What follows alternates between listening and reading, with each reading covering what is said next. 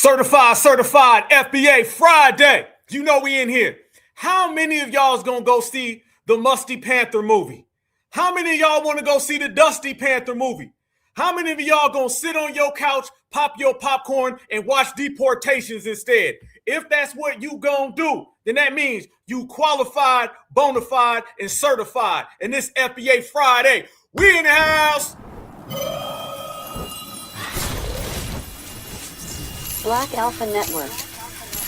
Home of Black excellence. Power to the people.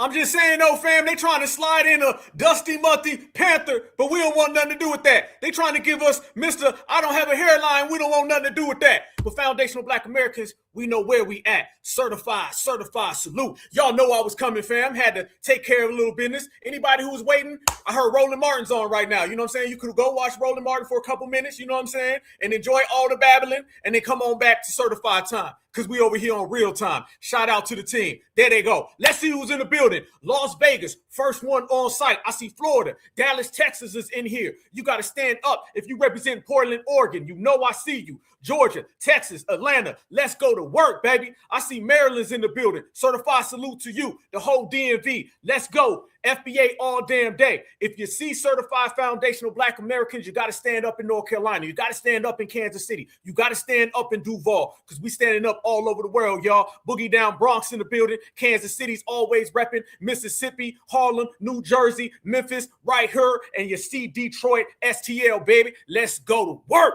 You already know. Family, this is what it is. We got everybody shook and everybody's broke and everybody's scared. And that's exactly the way it should be. And that's where they are always going to be at when they dealing with us, fam. You ain't know, this is the foundational Black American Renaissance. This is the reparations generation, and it's certified is all the time. Everybody all across the world right now are mimicking what foundational Black Americans have been saying. They trying to talk like us, walk like us, speak like us, can't be us, can't see us. This is the time for regulators. Family, if you are a certified regulator, I need you to stand up. I need you to be well accounted for and represented. All the frail talk, all the Roland Martin watchers, y'all get the hell up out of here, hit the X's because the real ones done walked into place. Family, this is all about us. And we're making sure that anybody who's ever came to this country and disrespected us, we gonna laugh at their ass while they getting deported right on out the door. You want to cross these borders, you crossing back going home. And that's the thing. I'm going to show you today on this broadcast how all across the world, family, everybody is thinking about FBA rent-free. But FBA only thinking about the money because it's cream, cash, reparations everywhere around me. Get the money, dollar bills, y'all. Let's go to work. Fam, this is what I'm talking about. This man right here, he mad. He said, F y'all FBAs. He said, F FBAs, and he barely could speak English when he was saying it. But he's mad because instead of worrying about ICE and deportation, they worried about us. I have a problem with y'all. I ain't got no problem with y'all, bro. The problem I got with y'all is y'all keep disrespecting the Haitian, bro. Just like the Haitian did y'all bad, bro.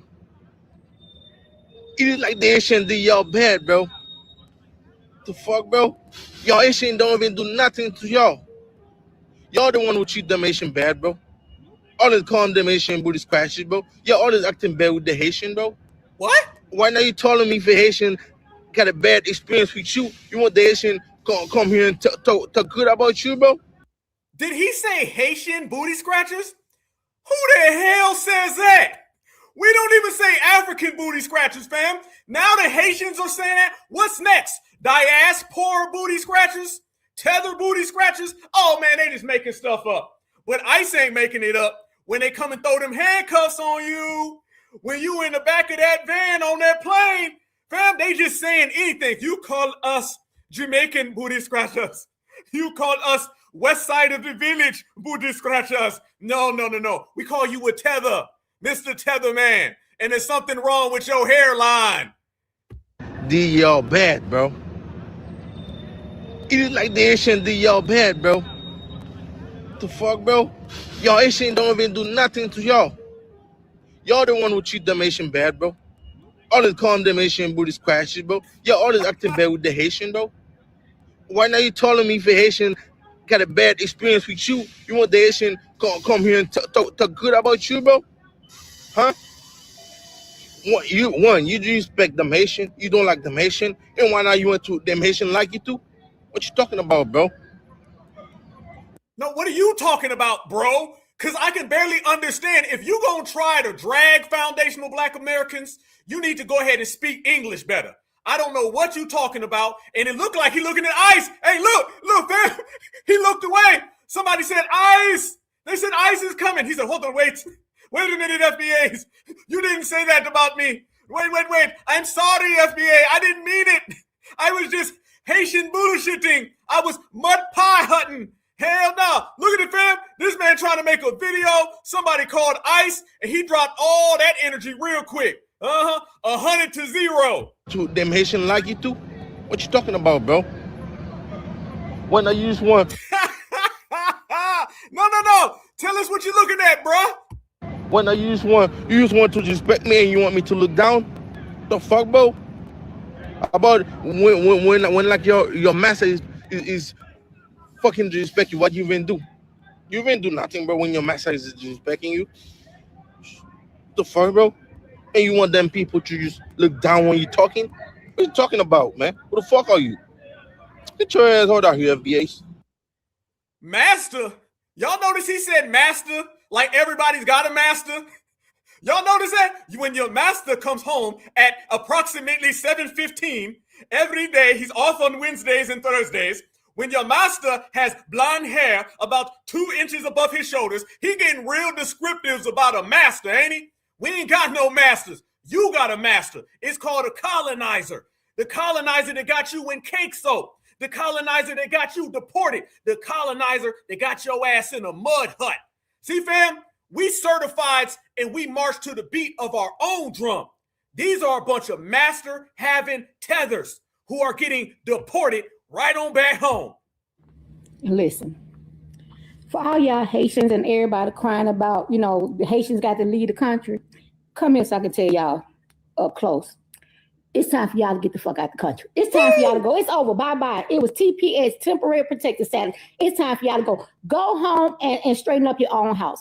It's time for y'all to go home and straighten up your own house. And all this, well, I can't believe this administration. Can you believe as a parent, you might have to leave your child? Yep. I've seen a lot of Black men and women go to jail and have to leave their child because they broke the law. And you stand in this country without permission is breaking the law. So y'all seen that a lot. I've seen a lot of people have to leave their children behind while they had to go to jail or had to go somewhere else. So it's time for y'all to get y'all little bag together, whether it's a Walmart bag or a Louis Vuitton bag or whatever kind of bag you got. Put your stuff in it and leave the country. It's time for y'all to go. It's simple as that. Cry me a river. I'm so sick of all these people. Oh, Trump getting rid of the Haitians. Yep, that's what I voted for. I voted for him to get rid of the Haitians, the Latinos, the Somalians, the whoever else came across that border illegally. I voted for him to get rid of them. Get your Walmart bag, put your stuff in it, and go. Go build up your own country. Y'all want to act like the Haitians, they the one take care of everybody. They so smart. They doing all the jobs. And guess what? They can go back to their country, go back to their own home, and do the same thing. It was TPS. Temporary protected status. Now, I know y'all thought Kamala Harris going to win, and y'all want to be able to stay in this country forever.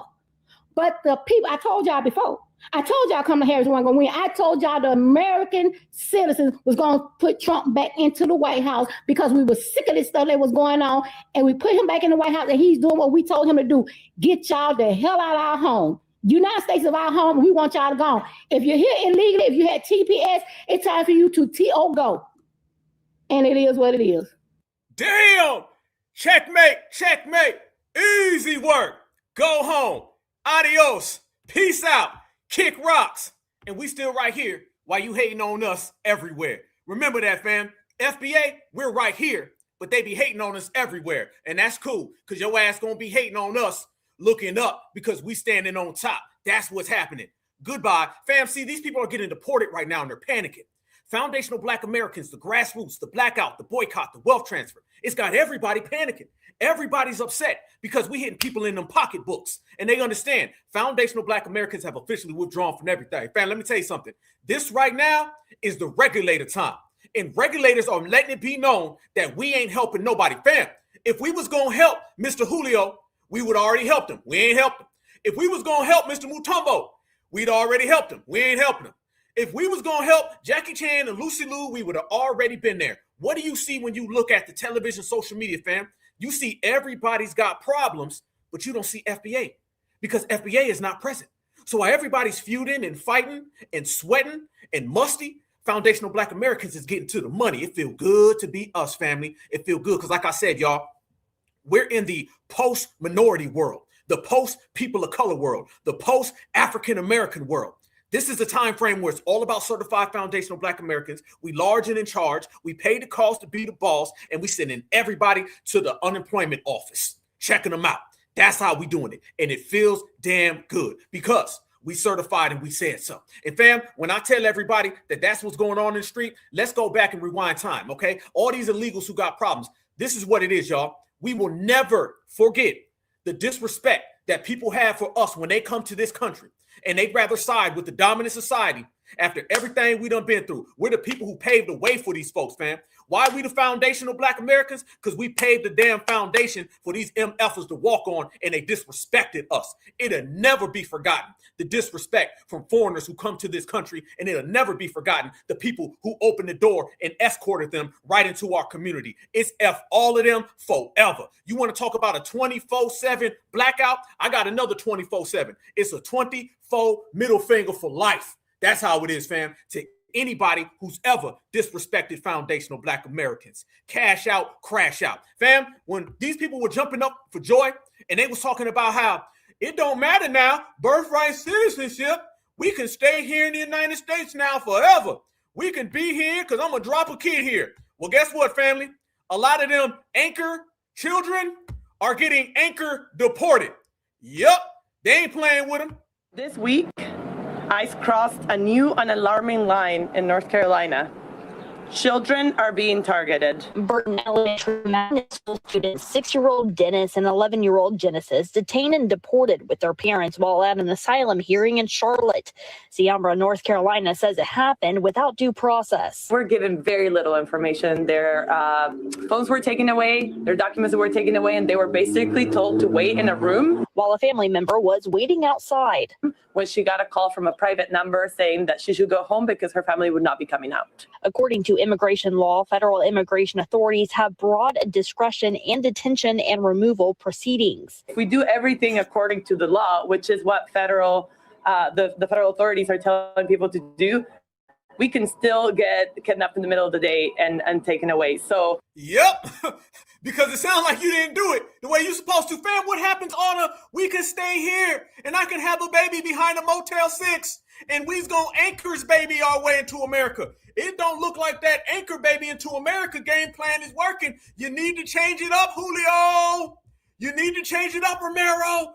You always ain't working.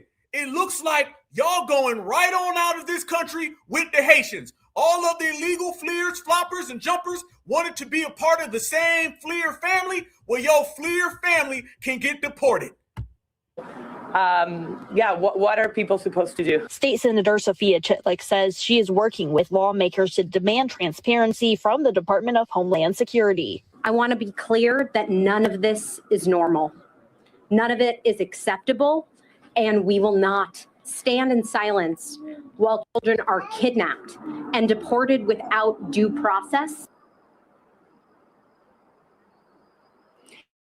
Now, I have reached out to ICE authorities to learn why this family was deported and what the status of their asylum was, but I'm still waiting to hear back. Live in Durham.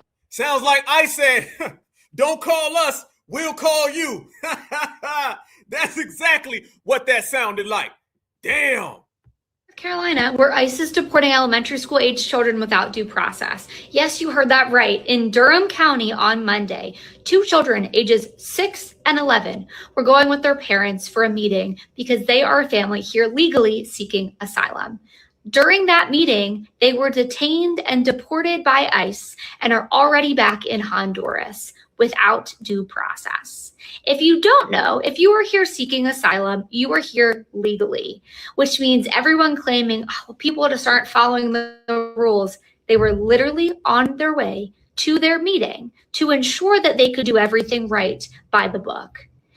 In case you don't know what it means to have due process, let me refresh your memory. Thank you to the ACLU website.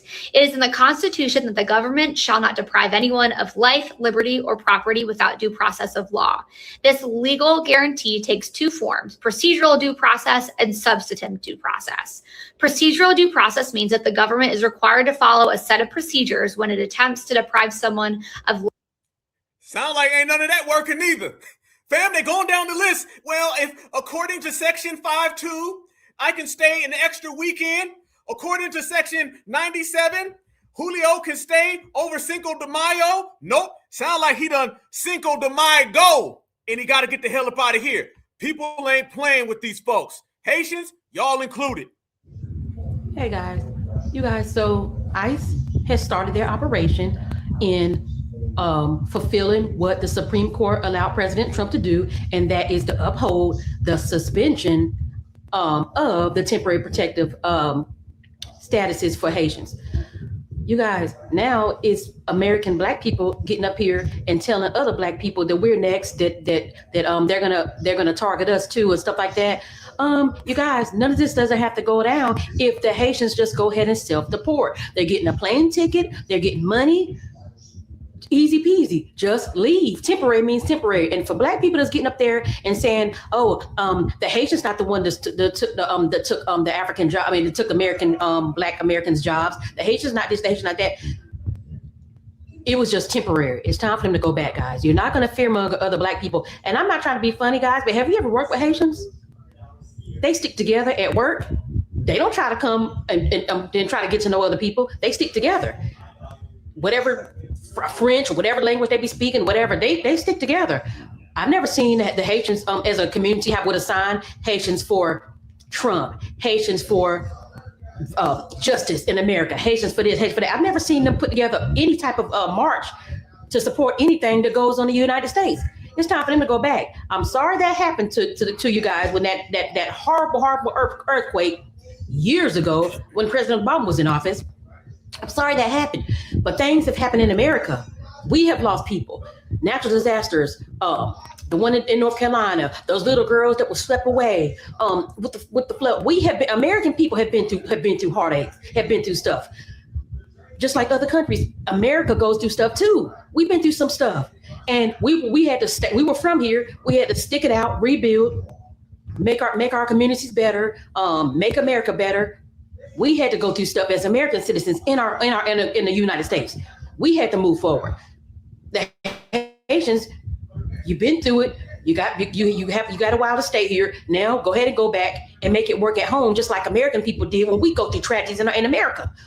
But remember, y'all, now these crazy folks, they saying fleeing is good. Oh yeah, freeze frame, fam. First off, foundational Black Americans, team non-deportable. Foundational Black American, team non-musty. Foundational Black Americans, team getting reparations. So I'd rather be on our side than their side, and the fact that they're on that side is the reason why they hating on us so much, fam. But remember, boos sound like cheers when you're winning, and all we doing is winning. Foundational Black Americans can't be deported, so this is the root of these people's problems. They want to come over here and be all Black, but we are the only Black people. These folks are just mops, melanated other people, Caps, Caribbean African people, but they're not foundational Black Americans, and they're not from the United States of America. There's nothing about our background, our presence, or our future that lines up with them, family. We over here in the winner circle, and they somewhere over there in a mud hut, and you can stay in the mud hut. I'm sure that mud hut and the mud pies and the mud cookies will serve you well. You was doing this well without us, remember? Work hard, and well, guess what? We gonna be certified, and we gonna work and get that paper, and you gonna be working on that village. And when you get that village in order, then maybe you can come talk. But until then, keep your mouth closed, Mutombo. And that same thing goes for Papa Doc. And that same thing goes for Mr. Gonzalez. And that same thing goes for everybody. Foundational Black Americans, we never ran. We never ran, fam. We've always stayed 10 toes down, and we always represented America. It gets no more patriotic than a Black American because we stand on our own patriotism. But fam, do you know now? Tethers are saying fleeing is good. They're coming out right now, family. And first off, making videos about FBA when they need to be worrying about ICE. However, they coming out here now, fam, and they saying fleeing is not a bad thing. Fleeing is a great thing. I'm going to show y'all why foundational Black Americans always excel and we always win.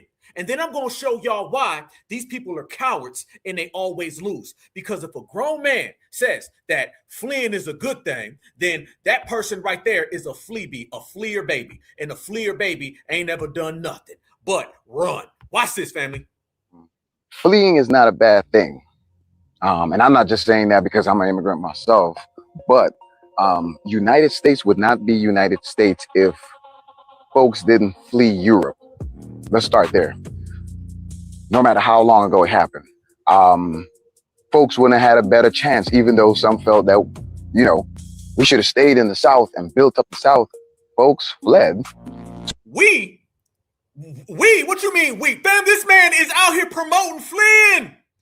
You can't win with these folks, man. Let them flee, let them go away and get the hell out of here. This man just said fleeing is a good thing. And then he said, we left the South. You ain't we, you a Haitian, partner. Fleeing is not a bad thing. And I'm not just saying that because I'm an immigrant myself, but United States would not be United States if folks didn't flee Europe. Let's start there. No matter how long ago it happened, folks wouldn't have had a better chance, even though some felt that, you know, we should have stayed in the South and built up the South. Folks fled to what we call the North. They called it the Great Migration, keyword migration.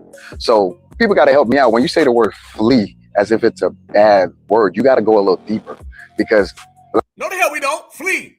Flee as in your mama fled, your daddy fled, your grandma fled, your grandpa fled. You got fleer DNA. You got the fleer energy. You got the fleer hairline and the fleer forehead. Everything about you is the fleer. You are an FBI, a flea-bitten immigrant. Is that clear enough for you? the last time I checked, folks flee as we speak, or fleeing, present tense, bad neighborhoods for the suburbs. Same country, you shouldn't have to flee anywhere. Same country, same government, have access to the same resources. Just fix where you are, but folks pick up and flee. Why people flee a lot of times?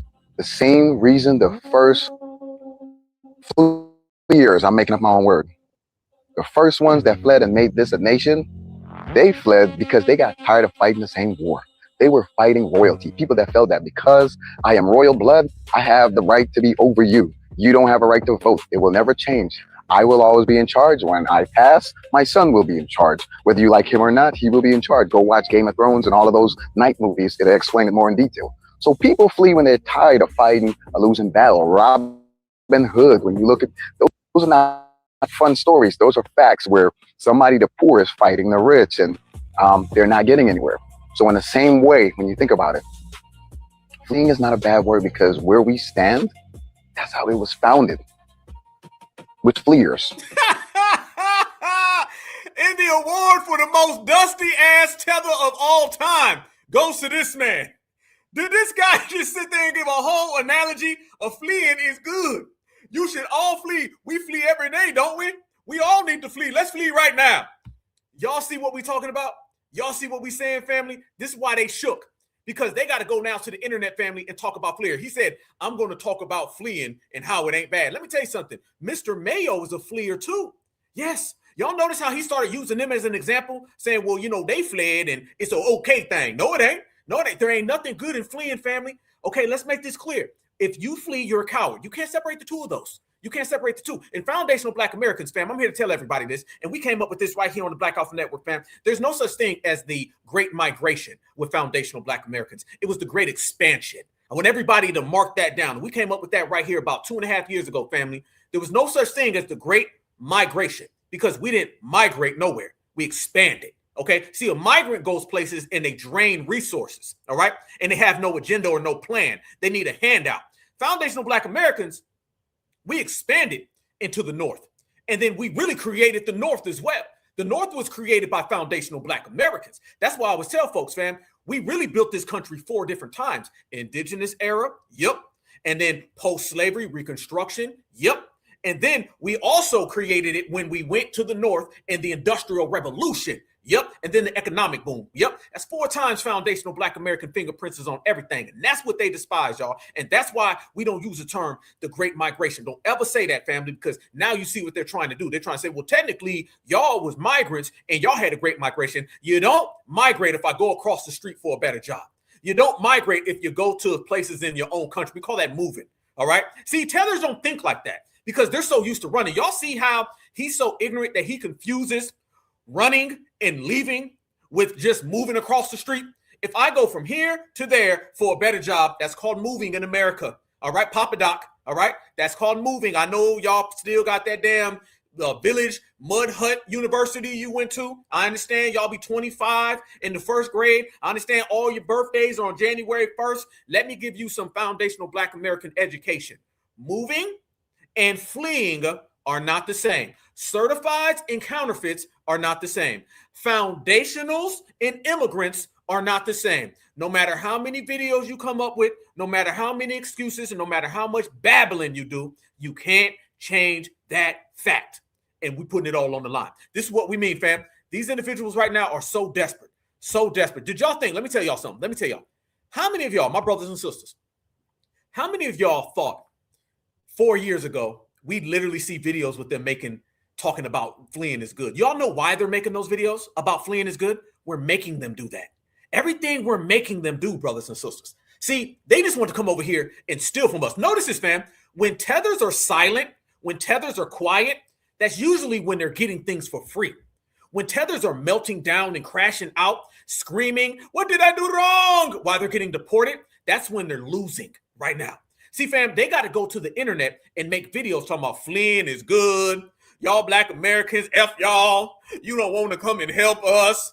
I was out there looking for a job and now I'm back in Port-au-Prince. See, fam, they got to do all of that because things ain't working for them.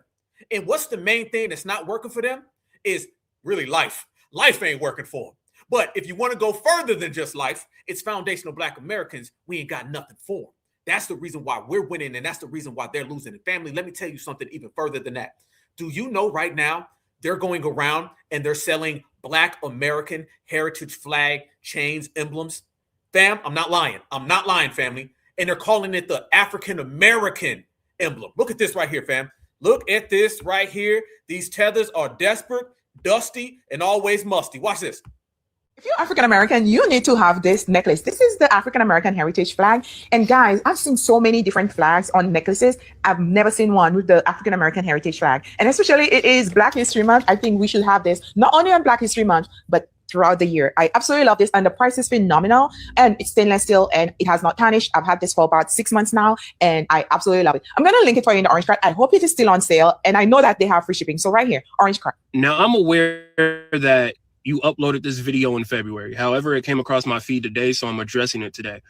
What makes you think it's acceptable to sell Black American merchandise and you're not Black American?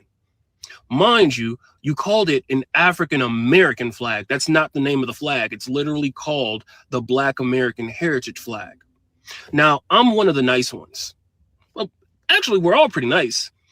But when the rest of them see this, they're going to get on your ass. So I suggest you take the video down and you stop selling that in your TikTok shop.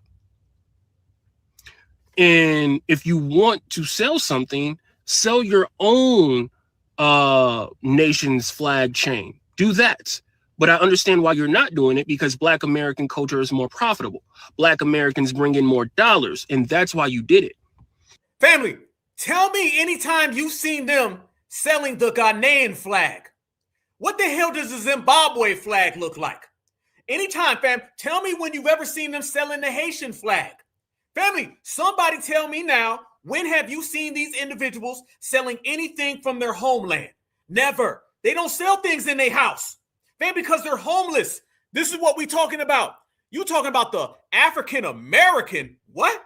American, you need to have this necklace. This is the African American heritage flag. And guys, I've seen so many different flags on necklaces. I've never seen one with the African American heritage flag. And especially it is Black History Month. I think we should have this not only on Black History Month, but throughout the year. I absolutely love this. And the price is phenomenal. And it's stainless steel and it has not tarnished. I've had this for about 6 months now. And I absolutely love it. I'm going to link it for you in the orange card. Look at that. See, fam, that's what it is. See, you got to understand. We've always been a little sneaky come up for these individuals. That's what it is. You got to understand, y'all.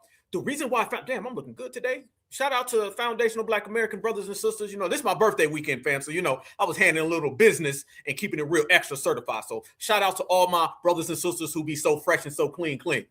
And that's something they not, okay? They damn sure ain't so fresh and they damn sure ain't clean, all right? That's why their asses is getting deported right now. And that's why foundational Black Americans ain't got no capes. You come over here and you disrespect us and you think that it's cool. This is the first era that they've ever been told, hell no, delineation, hell no, regulating, hell no, kick rocks. They've never been told this before because they thought that they were going to get a quick, smooth come up from the Democratic Party, and they never thought they'd be in this position. Fam, they never thought that they'd be here right now, and foundational Black Americans are rejoicing in the fact that they get dealt with for unlawfully entering this country, okay? They never thought they'd be here where foundational Black Americans weren't saying F-scam Africanism.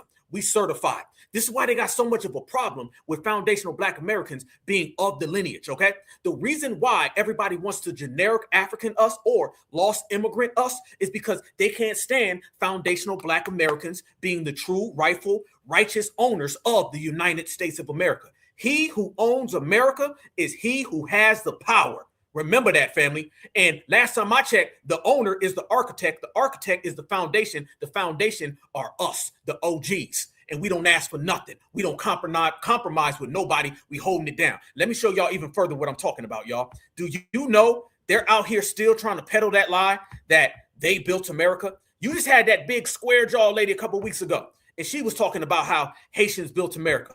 Fam, if you can get through this woman talking, listen to her say they built America. And Haitian, you know, they work hard. They're always on time at their work. They don't take no days off, you know, no days out. They're always there. And we built America. So I don't know what's going on. Several months later. You built America? One more time. And Haitian, you know, they work hard. They're always on time at their work. They don't take no days off, you know, no days out. They're always there. And we built America. Fam, who told these people they built America? Who in the hell told you that you built the United States? Okay? I've never seen it, fam. They were never running around here talking that we built America stuff years ago. Never. Now, out of nowhere, fam, they running around here talking about saying we built America. America was built by us. Where? See, truth don't matter to these folks, fam. Reality means nothing to these folks, fam. They just wake up every single day, see foundational Black Americans, and wonder how in the hell can they steal from us, even if they got to just babble along the way. They're always there. And we built America. So I don't know what's going on. No, I don't know what the hell's going on. Months later. The Trump administration is planning a major crackdown on Haitian immigrants. Yesterday, more than 300,000 Haitians lost their temporary protected status in the U.S. after a Supreme Court ruling last month. Now, sources tell ABC News ICE is ramping up plans to ramp up operations to arrest and deport them. As of Monday, potentially hundreds of thousands of immigrants who were lawfully present in the country for years are now finding themselves out of a job and susceptible to deportation. That's after the Supreme Court paved the way in June for the Trump administration to end temporary protected status for Haiti and Syria, saying that the decision to end it is not reviewable by a judge. Now, so far, the administration appears to be poised to ramp up enforcement operations targeting Haitians. One source familiar with the situation telling ABC News those potential plans could still change. But in the meantime, Haitian communities across the country are now on edge in court. Attorneys argued that the decision to end protections was based partly on racial animus. Fam, does that happen to somebody who built America? How you build America, but you getting deported? How you built America, but you on the first thing smoking out of America. They're afraid right now. They're very afraid. They don't know what's coming next. We've got everybody living in hysteria, fam, and that's good. Good for us, terrible, terrible, terrible for them. Because you did not build America. You fled to America, and now guess what? You're reverse fleeing. Family, let's add that to it, y'all. Let's go ahead and add that. They're reverse fleeing. But here's the difference, though. See, when you flee somewhere, all right, and I know a lot of them dusties be real proud of fleeing, but I'm going to make your ass unproud of fleeing. See, fleeing means that you ran from somewhere. Reverse fleeing means somebody grabbed your ass by the collar and threw you back. See, you can't control your own destiny when your ass reverse flees. And we, through delineation, we making them reverse flee, fam. That's all that is. Reverse fleeing, fam. They ran here. Now they got to run back, all right? And if you don't run back, you're going to get thrown back. And I guarantee you the Department of Homeland Security agrees more with what I'm saying than what they saying. And that's the difference, family. They reverse fleeing. And that's cool because foundational Black Americans, we ain't went nowhere. But notice this, y'all. On top of all of that and all these games that these people are playing, right? They just playing games, but they still ain't going nowhere. They still ain't got no agenda. They ain't got nothing popping for themselves. You can't figure out anything. What I said before, fam, what is a Tether's 5-year plan? I'm going to tell you what it was. Their 5-year plan was to mooch and steal off of foundational Black Americans. That was their 5-year plan, okay? And we threw a wrench in that with delineation. So I ask everybody, what is their 5-year plan? Deportation? Getting blacked out? Wealth transfer? It ain't going too good for them right now, y'all. It ain't going too good. The boycott got everybody afraid. We hit people in the pocketbooks. This is the most in sync, synchronized, solidarity-laden, foundational Black American era in modern history, and it's all being ushered in by us in the grassroots, and they can't stand it. But remember what I told y'all, fam. When we be out here blacking them out, they be out here crashing out. And every time they crash out, that means they ain't getting nothing for free. And family, the gap-toothed tethers are mad as hell, and we laughing. Watch them right now. They're saying getting called African is a slur. I hate when people know what the fuck you mean and you're acting ignorant to it. This guy made a video saying that sometimes when people say African, it sounds like you're saying it as a slur. And then people in the comment section are being talking about, oh, but you're African though, right? You know what the fuck he means, bro. Sometimes when y'all be saying African, that shit sound like you're saying a slur. Also, literally within the last week, right? There is a girl that came online saying that sometimes when white people say black, it sounds like a slur. And y'all are agreeing. So how do y'all not understand this? Not to mention, when you say the Africans and we say, don't call us the Africans, you guys are like, but that's your braiding shop name. It's called the African Braiding Shop. Why would you call it the Africans? Why can't you say African braiders? When we make the connection, saying like, it's like saying the blacks, you're like, oh, that's not the same thing. But because Dominicans are called the Dominicans. Well, if they are comfortable with being called the Dominicans, that's fine. But we are not comfortable with being called the Africans. Because it feels like a fucking slur. It feels like you're referring to me as a fucking alien. You don't want to be called African? Fam, they don't want to get called African. But aren't they always trying to tell us that we're African Americans? It don't make no sense, fam. We got them confused. We got them hurt. She wobbling. Look at that, fam. Her gap tooth is widening. That damn gap tooth was 1 football field. By the end of this video, it's going to be 5 football fields. They gap tooth is stretching. What we talk about, Black Americans? They say, I don't want to be called an African. Fleeing is good. Fam, hold on. Wait. We're going to get back to Mrs. Gap Tooth in a minute. Hold on one damn second. Wait, hold up. Family, we got these folks saying fleeing is good and getting called African is a slur.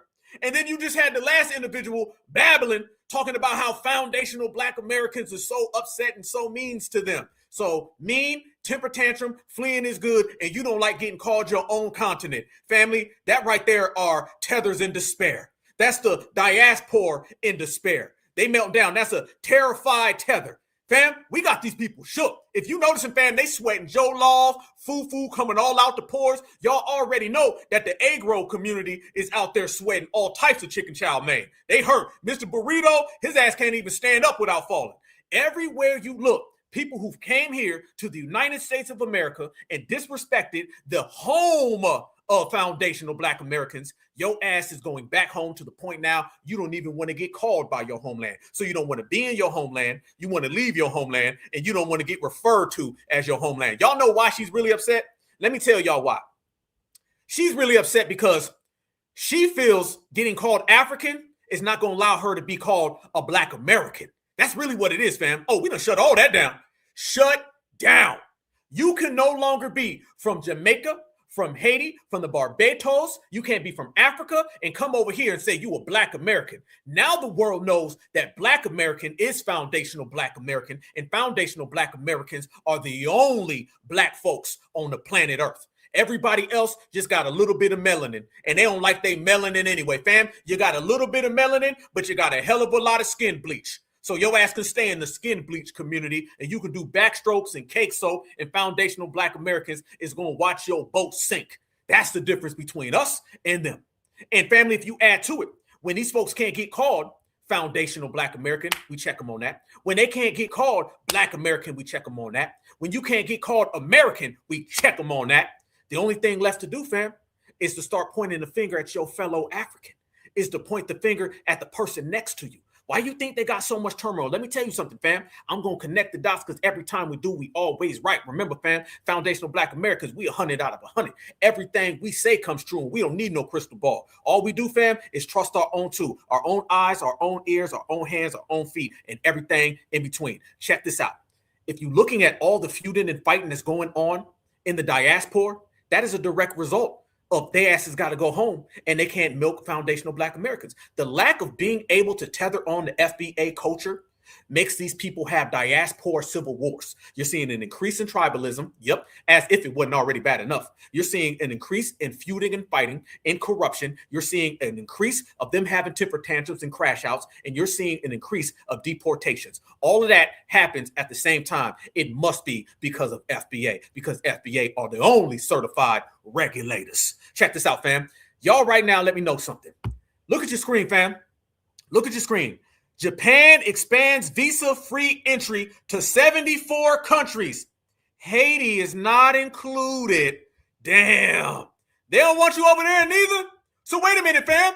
So one of the people that are on our G-Check blackout list, Jackie Chan, he's telling the other folks who's on our G-Check blackout list, Papa Doc, that they can't come over here neither. Damn, what happened to all of that immigrant unity? I thought y'all had some. If that ain't bad enough, look at this one right here, my certified foundational Black Americans. South Sudan, TPS, temporary protective status, tether protection service. First Circuit clears way for Trump to end South Sudan and Ethiopia, TPS, after Supreme Court ruling shuts down legal challenge. Damn, y'all. So look right there. They're not getting their TPS renewed neither. So if it's one country, it's the next country, it's the country around the corner, the country up the village, the country on the other side of the lake, the country on the other side of the honey badger, and on the right end of the cheetah. Then damn, if all that's the case, I see why you mad. I see why you hurt. And now, family, I want all my brothers and sisters to see everything Black Alpha just told you about these people being petrified, terrified, scared to death, being shook. Now they're saying it.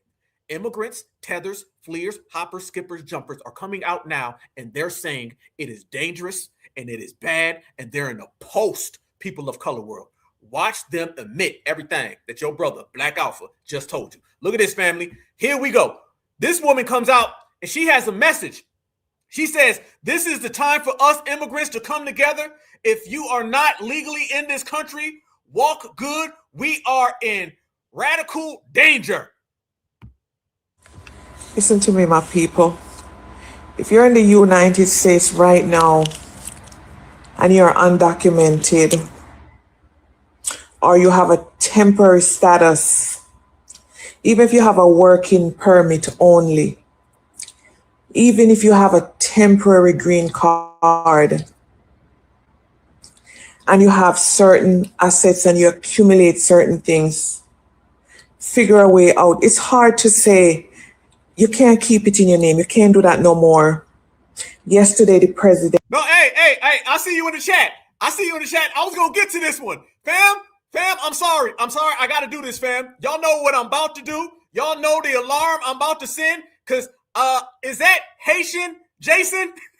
I think that's Jason the Haitian. I'm questioning all of that right there.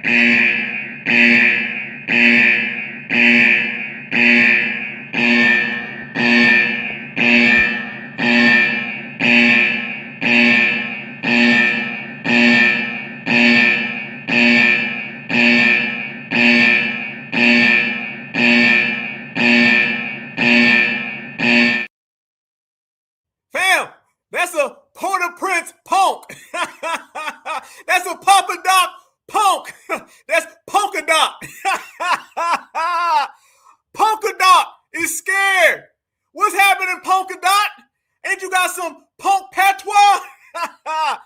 Damn, that's Jason the Haitian, fam. Features stronger than a bodybuilder. Damn. And still scared.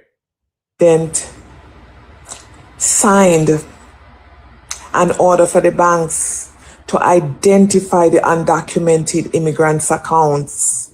And you know what that means? If the money stay there, the government is going to take your money. If you have asset, the government is going to take it. I can't even tell you take that money and send it back home right now because there's also restrictions on that. We sit on this thing. We sit on it because you know what? We don't believe a lot of things. When things start happening, we say, oh, it now going to happen to women. A joke, Trump a joke, this, that, whatever. Everybody thought that this man was joking. Everybody slept on this and No, stop. Fam, how many of y'all thought Trump was joking? How many of y'all thought Trump was joking? This person right here who clearly is lifting weights with her chin, okay? She done did a damn whole deadlift with her jaw. Family, how many of y'all think that Trump was joking? Do y'all think that, family? Because we knew he wasn't. We knew what he said he was going to do. The largest mass deportation in American history. He told you every damn day, Papa Doc, you ain't wanting to listen. So question, fam, did y'all think he was playing? I know I didn't. I see y'all. There you go. Y'all finding out the hard way. Because this person, Jason the Haitian, Punka Doc, or Jason the Jamaican, or Dan from the diaspora, Natty, you know what I'm talking about? This is what we own. thought President Trump was joking when he said his job was to get rid of illegal immigrants in this country. Let me tell you something. If you come here and you come here to drink milk, continue drink milk.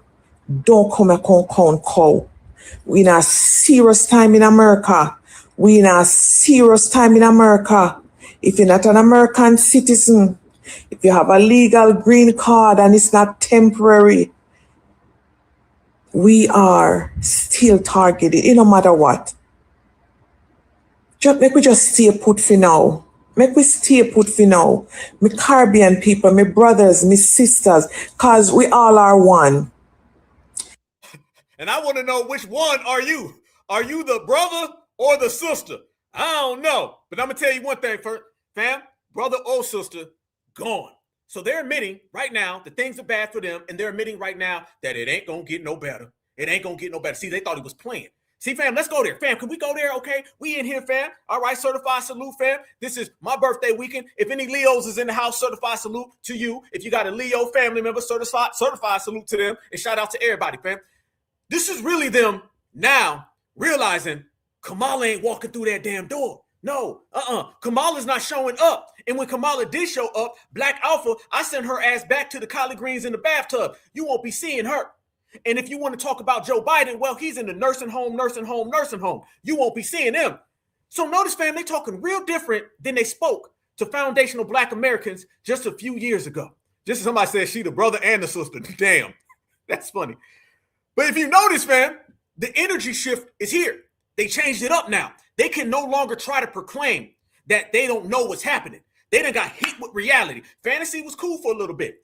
Fantasy was cool, but not anymore. Now these folks got to deal with the main fact that when you got to go home, these folks ain't playing. You thought you had them W's on the other side of the political spectrum, and they was going to save you. Now you finding out they ain't coming. And then you thought you had foundational Black Americans from back in the day. Now you find out these are the certified FBA grassroots era. We ain't coming to save you. So everywhere you look and everywhere you turn, the damn walls are closing in on you extra mighty fast. And foundational Black Americans will get the last laugh. That's how it goes. And family, there's a lot of things that are going on. I mean, a lot of things that are going on. And it's extra special time that we living in.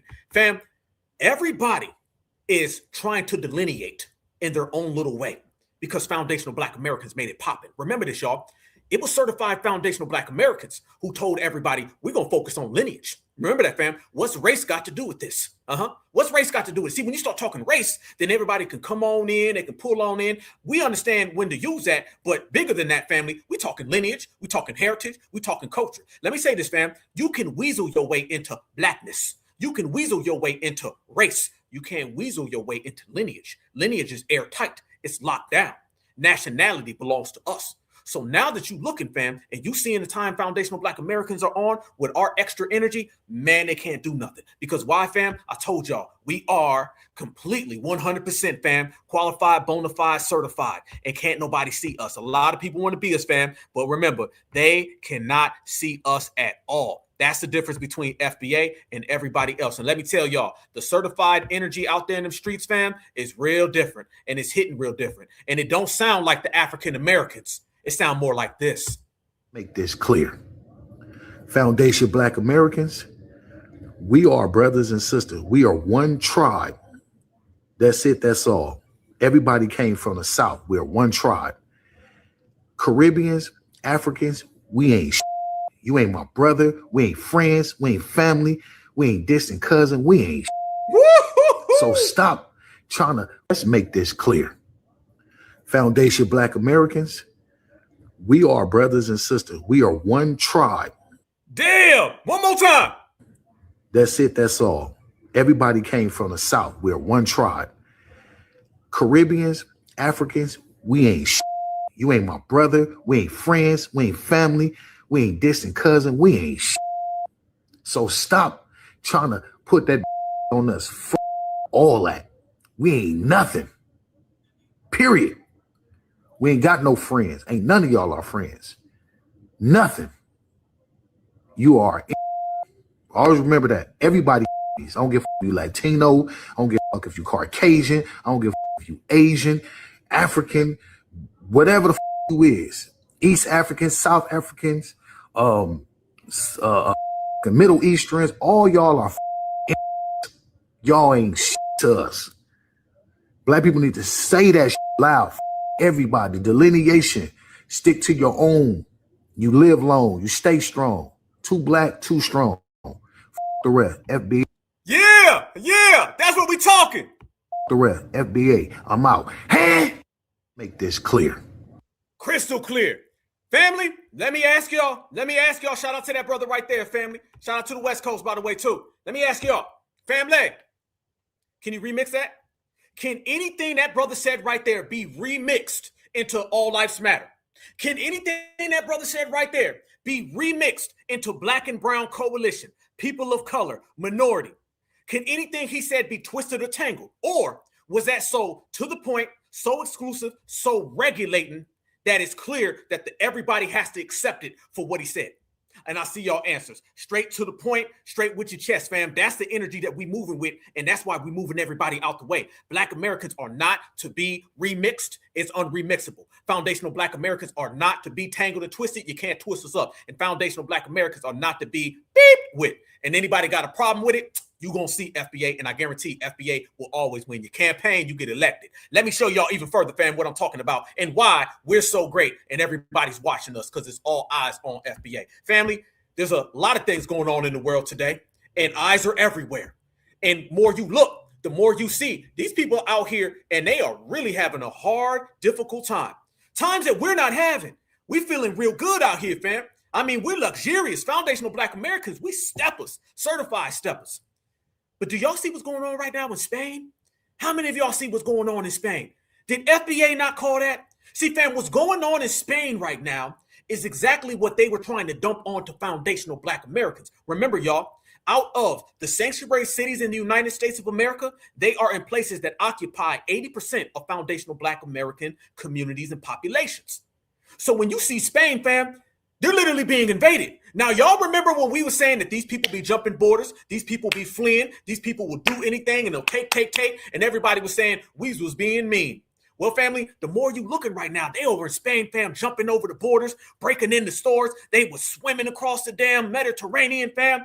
They got an all-out invasion right now from the North Africans straight into Europe. This is what Donald Trump and them were running on. This is what Donald Trump, let's remember, they were going over there to, Europe? Every single time?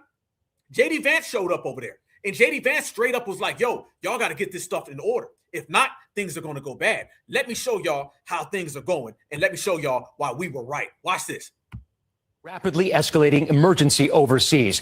A migrant crisis unfolding in North Africa turned deadly today, where thousands of men, along with some women and children, streaming on foot and by sea across the border into the tiny Spanish territory of Ceuta. Tonight, troops helping overwhelmed police control what's being called a humanitarian emergency. Military divers deployed to search for bodies in the water.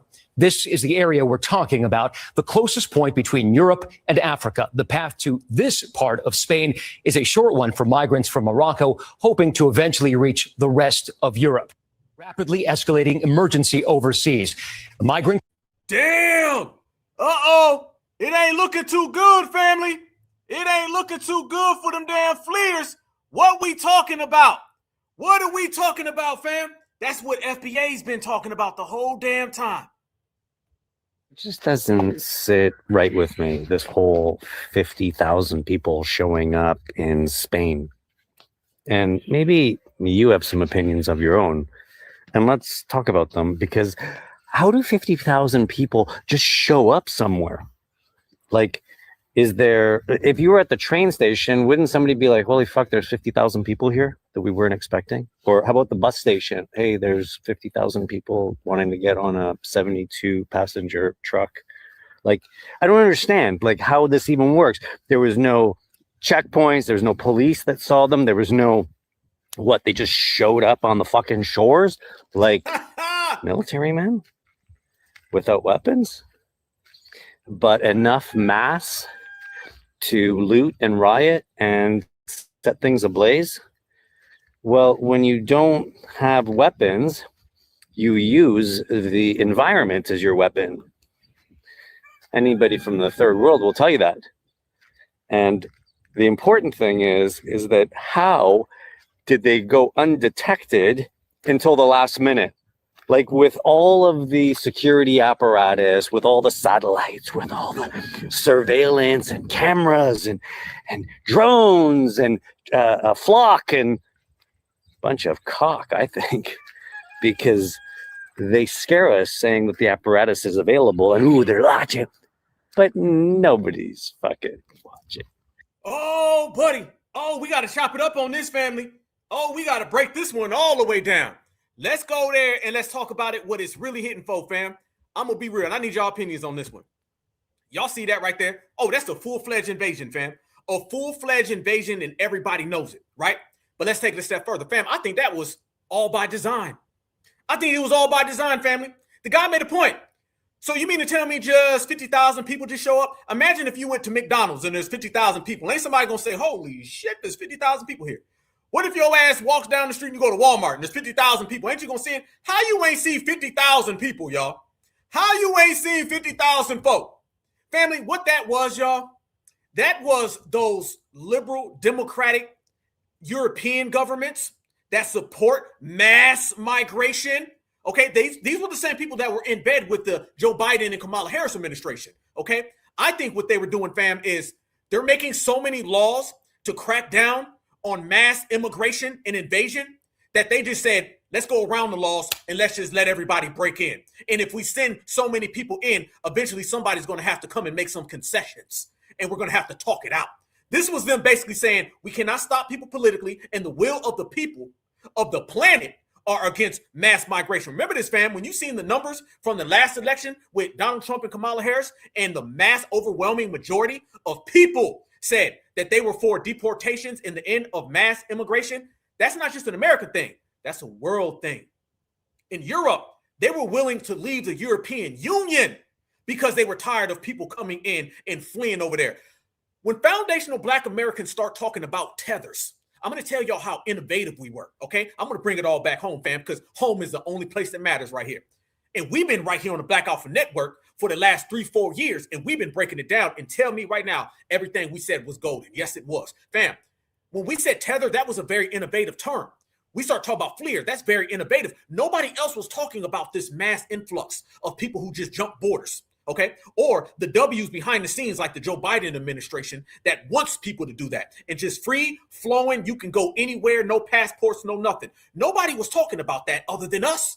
Time is going to prove that foundational Black Americans in the grassroots were the first people to call out these invader, tether, fleer migrants before it turned into Spain. Spain, you should have been listening to FBA. That's what you should have been on. Same exact thing right here in America. Tobacco Ted, you should have been listening to us.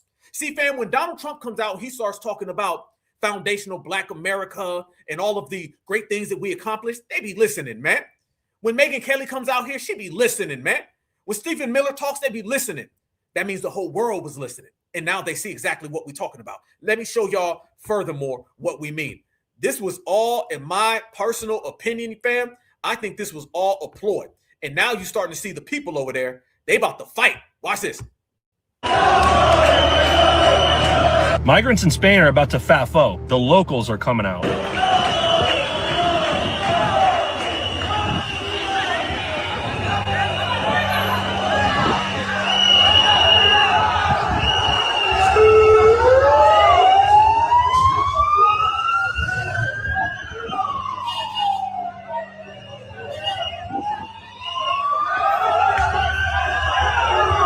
Coming out to stand up for their country. When you're dealing with a socialist communist dictator, this is what you're going to have to do. This is what the world's going to have to do if they want to stop this migrant invasion. Because the leaders are clearly corrupt. They've been infiltrated. No, we've been saying that. No. Fam, I see y'all with y'all popcorn. I'm about to go pop me something like right now. No, ain't nobody said nothing when these folks was coming from everywhere. Don't forget it, fam. It wasn't just Mr. Mutombo and Papa Doc. No, you had Rick Chow getting dumped off in the foundational Black American community. Nobody said nothing. We was warning everybody about this mass influx because that mass influx was always dropped off in our neighborhoods. And now you see that mass influx done came home to all them damn Europeaners. Dictator, this is what you're going to have to do. This is what the world's going to have to do if they want to stop this migrant invasion. Because the leaders are clearly corrupt. They've been infiltrated from the top. You know they opened the gates, right? This was all planned. It was coordinated. The buses carrying them all in, the gates being opened. Leaders do not care about the citizens. This is an agenda. It's coordinated. And if we don't watch out, even in America, we're going to be dealing with this. We already know what it looked like when Biden had the border open for 4 years. So we know what these socialist Democrats want to do. And it's up to us to stand up and fight back. But when we delineate, regulate, separate, folks get so hurt. You on your own out there. You on your own. Y'all going to have to handle that. Oh, they going to be scrapping. Fam, I'm going to tell you now, they're going to be out there scrapping left and right. This was all a plan and a ploy, y'all. It was all a plan and a ploy because let's go there, fam. Not only has mass immigration slowed down in America, it's also slowed down elsewhere because they just been deporting people. Ain't nobody playing with these fleers, y'all. And again, FBA, we were the main ones out here telling everybody that these people come to our countries and they take, and they steal, and they take things that don't belong to them, okay? And now you're starting to see these different laws being implemented in Europe. These different laws are being implemented. Hell, fam, even Africa is anti-immigration. They ain't gonna tell you that. Y'all notice this, family? Let's go there, fam. Y'all notice we're the only ones, and I'm talking about like literally us right here in the grassroots. We're the only ones who talk about how Africans don't like mass migration. Y'all notice that, fam? Nobody talks about that. They'll always talk about America and stopping mass migration. They'll talk about Europe and stopping mass migration. Hell, I just showed you right there, Japan is shutting out Haiti. How come everybody can get spoke about how they are not for mass migration except for Africans? Because Africans are out there literally breaking each other's homes down.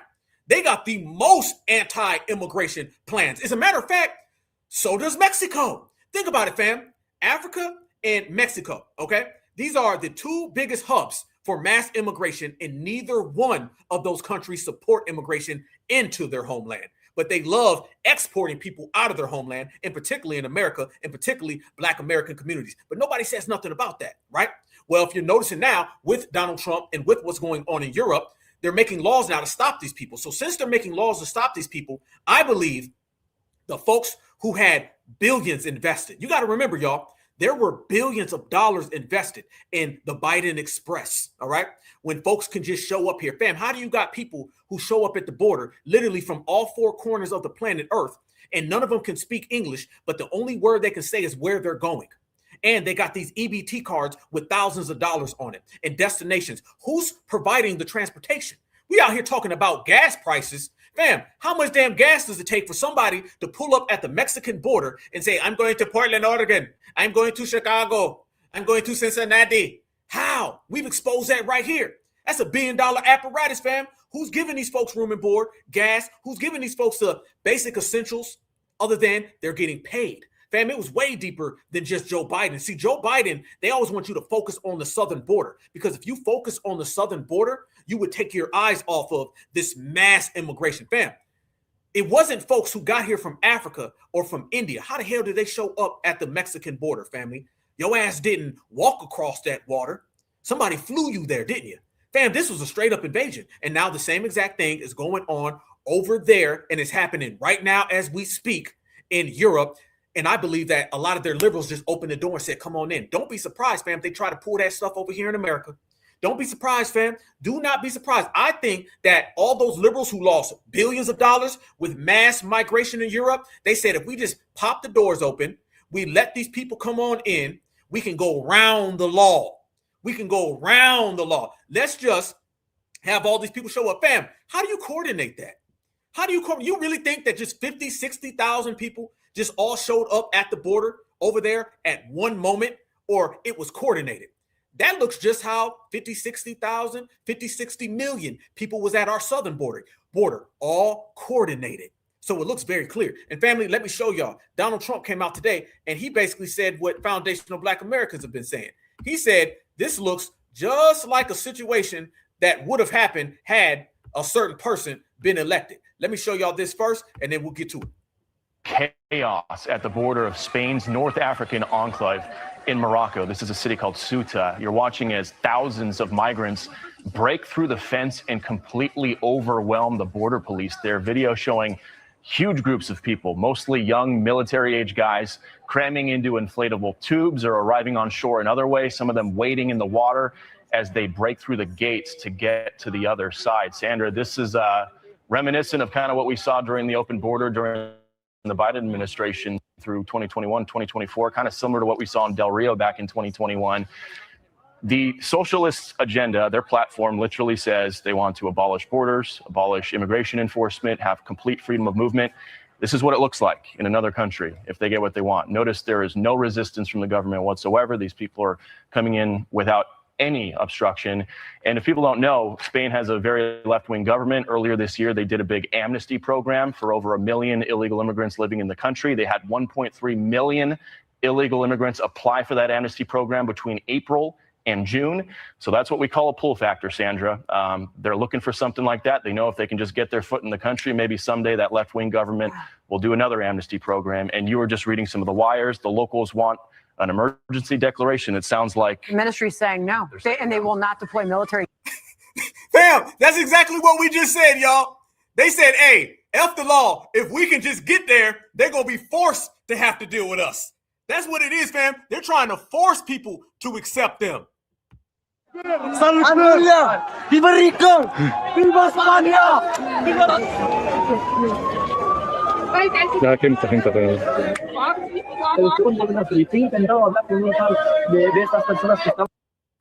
To Spain yesterday, and I watched the catastrophe that took place. It looks like an invasion of a country by hundreds of thousands of people. And that same thing's going to happen to us if the Republicans don't get elected, except worse, much bigger, much easier to get into, despite the fact that we have built thousands of miles of wall, which I said we were going to do, but we didn't have that, forget it. But we have the safest border in the world. If we're not in office, our country will be invaded at levels that made Spain look small time. And when I watched it, I said, boy, I'm going to say it because I knew you were going to be at Camp David. And I say, that's going to be a talking point for the midterms. Because when you look at what happened to Spain, they don't know what to do. And it's happening again today. They're coming in by the tens of thousands. They're just invading the country. And what that is weak law, bad management, but very liberal law. They passed a couple of laws.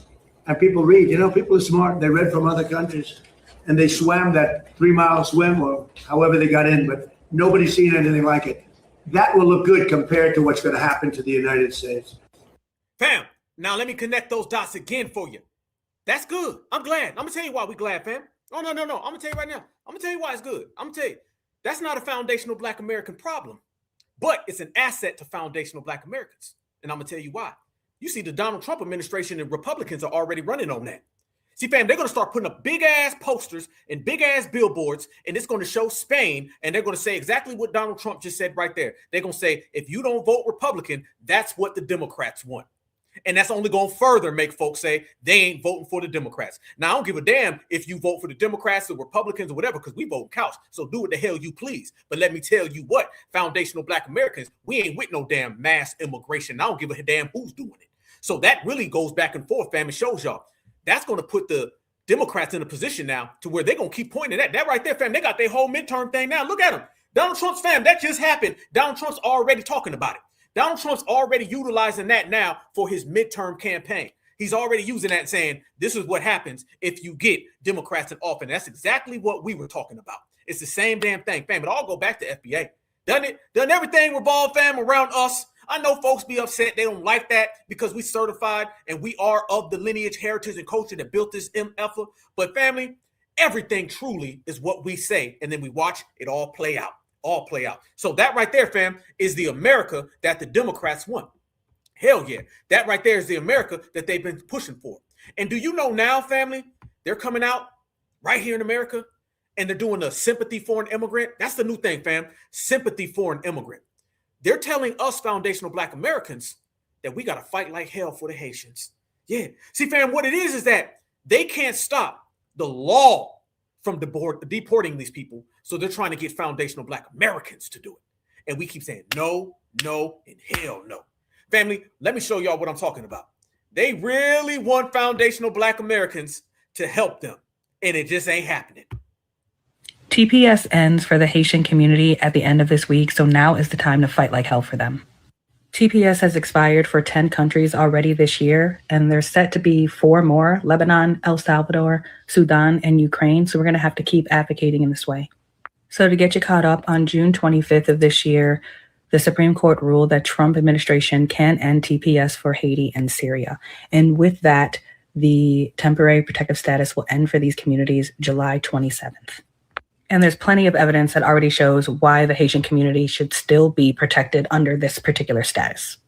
Right now, the biggest way that you can support is by encouraging your 2 senators from your respective state to support Senate Bill 4814, which is basically an emergency relief temporary protective status for the Haitian community until 2029.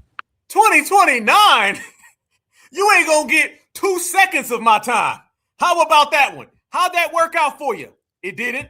Is preparing to deport thousands of Haitian immigrants as their temporary protection status expires. I'm Major League, and I'll give you 3 things about it. Thing number 1, ICE plans to arrest and deport hundreds of thousands of Haitian immigrants as the Supreme Court lets their temporary protection status expire. This is expected to affect hundreds of thousands of Haitian immigrants who have been living in the U.S. for years. They have been granted protection status because of the ongoing crises in Haiti, gang violence, a collapsed government, and lingering earthquake damage. NPR is reporting that families are bracing for separation as the status lapses in the next few days. This is all part of the broader pattern of attack by the Trump administration on all immigrant communities over the last couple of years. Thing number 2. Temporary protection status exists specifically because it's not safe for these people to send them back to their country of origin. Ending TPS doesn't change the position on the ground in Haiti. It just changes who's protecting them. This just isn't about Haiti. It's part of a broader push to strip protected statuses nationality by nationality. Thing number 2, let's not forget that immigration enforcement and deportation is a for-profit industry. Private prison operators like Geo Group and Core Civic hold ICE contracts, and they get paid per detainee, per bed, per day. Politically, this plays as tough on immigration, but the underbelly of capitalist corruption cannot be ignored. Removing Haitian people from hospitals, job sites, and warehouses don't create opportunities for other people. It opens a labor gap employers can use to suppress wages, all the while feeding new detention centers. Thing number 3, it's by no accident that this whole process is beginning with countries that are predominantly Black. First, they come for the brown people, and then they come for everyone else. Man, you gonna go for the refrigerator. How about that one, Milk Dud? Damn, they still telling that one. They ain't got the memo, y'all. They ain't got the memo. Don't nobody listen to none of that. See, first they come for the brown folk, then they gonna come for the yellow folk. When they know the yellow folk, they gonna go get to half brown folk. And then that get to the black folks eventually. How about this one? These black folks, foundational black Americans, don't give a damn. Not my problem. Never have, never was, fam. As a matter of fact, foundational black Americans, we sitting back and we're watching the show. Family, we've been getting some good television, ain't we? I mean, they just been feeding foundational black Americans with so many great assets because everything that they've said has been a lie and everything that we say comes true. And let me tell you what's coming true is the fact that everywhere they go, and I'm talking about airports, they're getting snatched up. You want to talk about churches, they're getting snatched up. Schools, they're getting snatched up. Everywhere where you see an immigrant presence at, these people are getting locked up, deported, and sent either back home or deported back to a third-party country. And we broke that down. But let me tell you the party that really matters. It's the certified party. And the certified party can walk right on by ICE. We can walk right on by La Migra. We can walk right on by your local tether. And when we do that, that right there is what sets these people off. And they just going to be set off, family, because foundational black Americans, we are the only non-immigrant people here in the United States, which means we ain't flew here, we grew here. We ain't fly here, we reside here. We ain't come here, we from here. We ain't visit, we live it. And fam, do you know now, these people are so desperate, they're trying to say that Caribbeans are the original foundationals. Yes. See, fam, they done try to get black, that ain't work. They done try to get we's all one, that ain't work. And they keep trying to get foundational and it just ain't working. But you know, Taylor's got a hard time comprehending reality. Fam, you literally have these people running around here now, and he's saying that Caribbean folks are the original foundational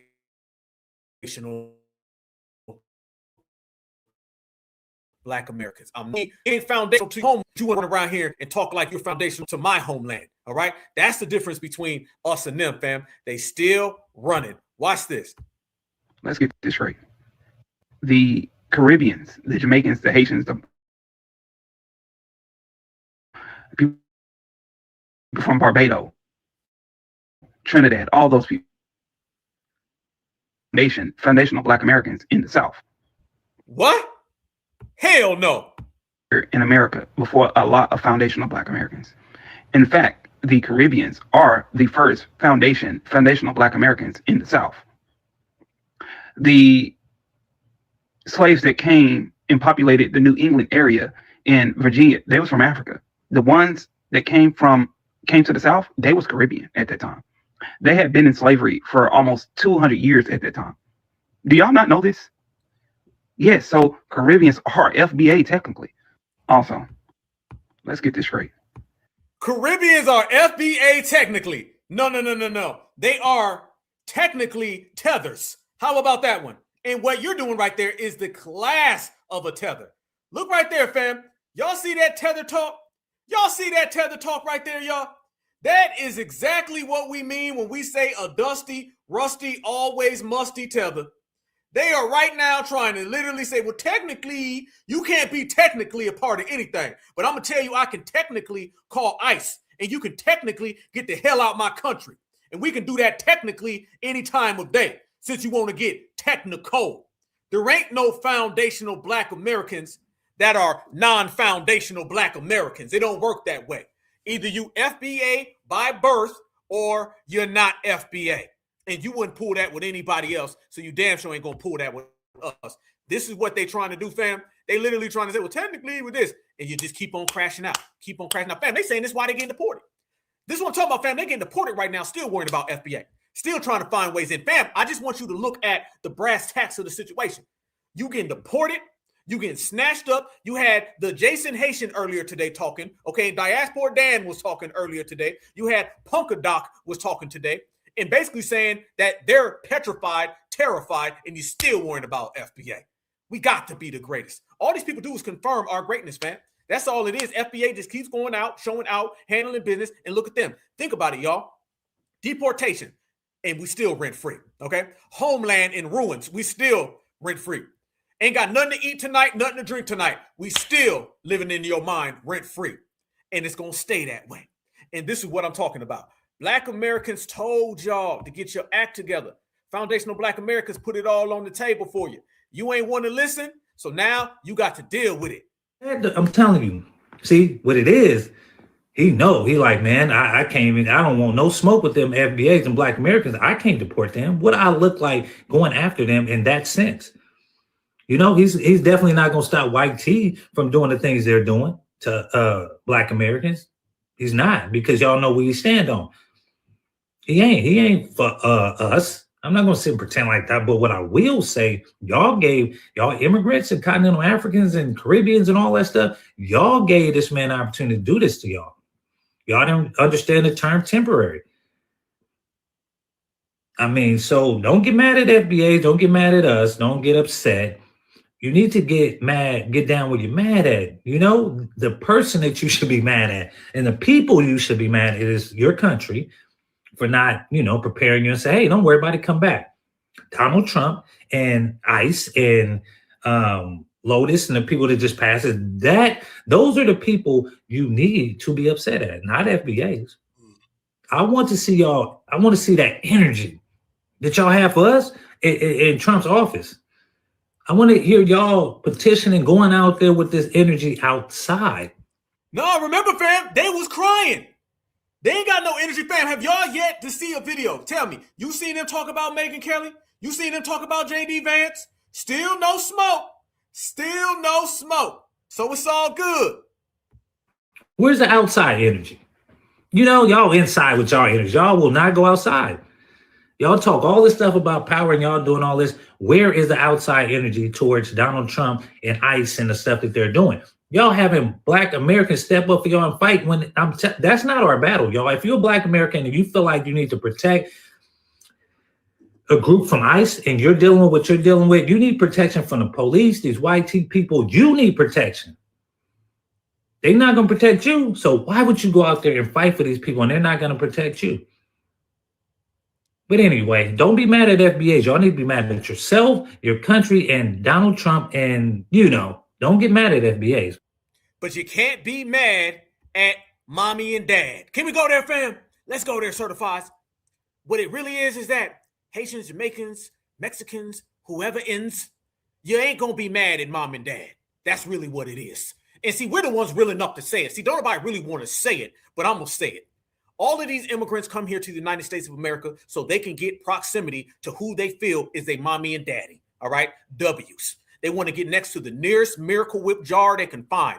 If a Miracle Whip jar is walking down the street, walking their dog, you're going to see somebody from a foreign country try to get up underneath their armpit. That's exactly what it is. You want to get next to Mr. and Mrs. Mayo. You want to be Miracle Whip friends. And then when you come here and you see foundational Black Americans, we remind you of everything that you're not. You're not a builder. You're not an innovator. You're not an architect. You're not the foundation. And that right there just completely burns them, fam. And that's a good thing. That's a good thing because the energy's changed. See, family, it's like this, y'all. Like Kendrick Lamar said, the only thing that matters right now is living right now, and we don't spare no feelings. Remember that, y'all. The only thing that matters right now is living right now, and we don't spare no feelings. And I'm going to take it a step up, fam, and I'm going to increase the notch. The only thing that matters right now is winning right now, and we don't spare no feelings. This is what it's all about, fam. We know the agenda. We know the assignment. This is why the regulator energy runs the world, y'all. Foundational Black Americans, we creating waves everywhere. It's because all of us together, every generation, fam, from all walks of life, all different regions, we all stood up and said, we know what we got to get. We know who the ops are, and we ain't playing with you. All right. See, a lot of folks back in the old days, they kind of had a 50-50 problem with the dominant society. They had a 50-50 problem with anti-foundational. We don't have them problems, fam. We straight with it. All right. And it's going to go wherever you want it to go. But I guarantee you ours goes further. If you want to get our reparations, you got to be regulated. If you want to get to the bag, you got to be regulated. You want to move all these ops and these tellers out the way, you got to be regulating. And guess what? We regulating. That's why we don't push their asses all out the way.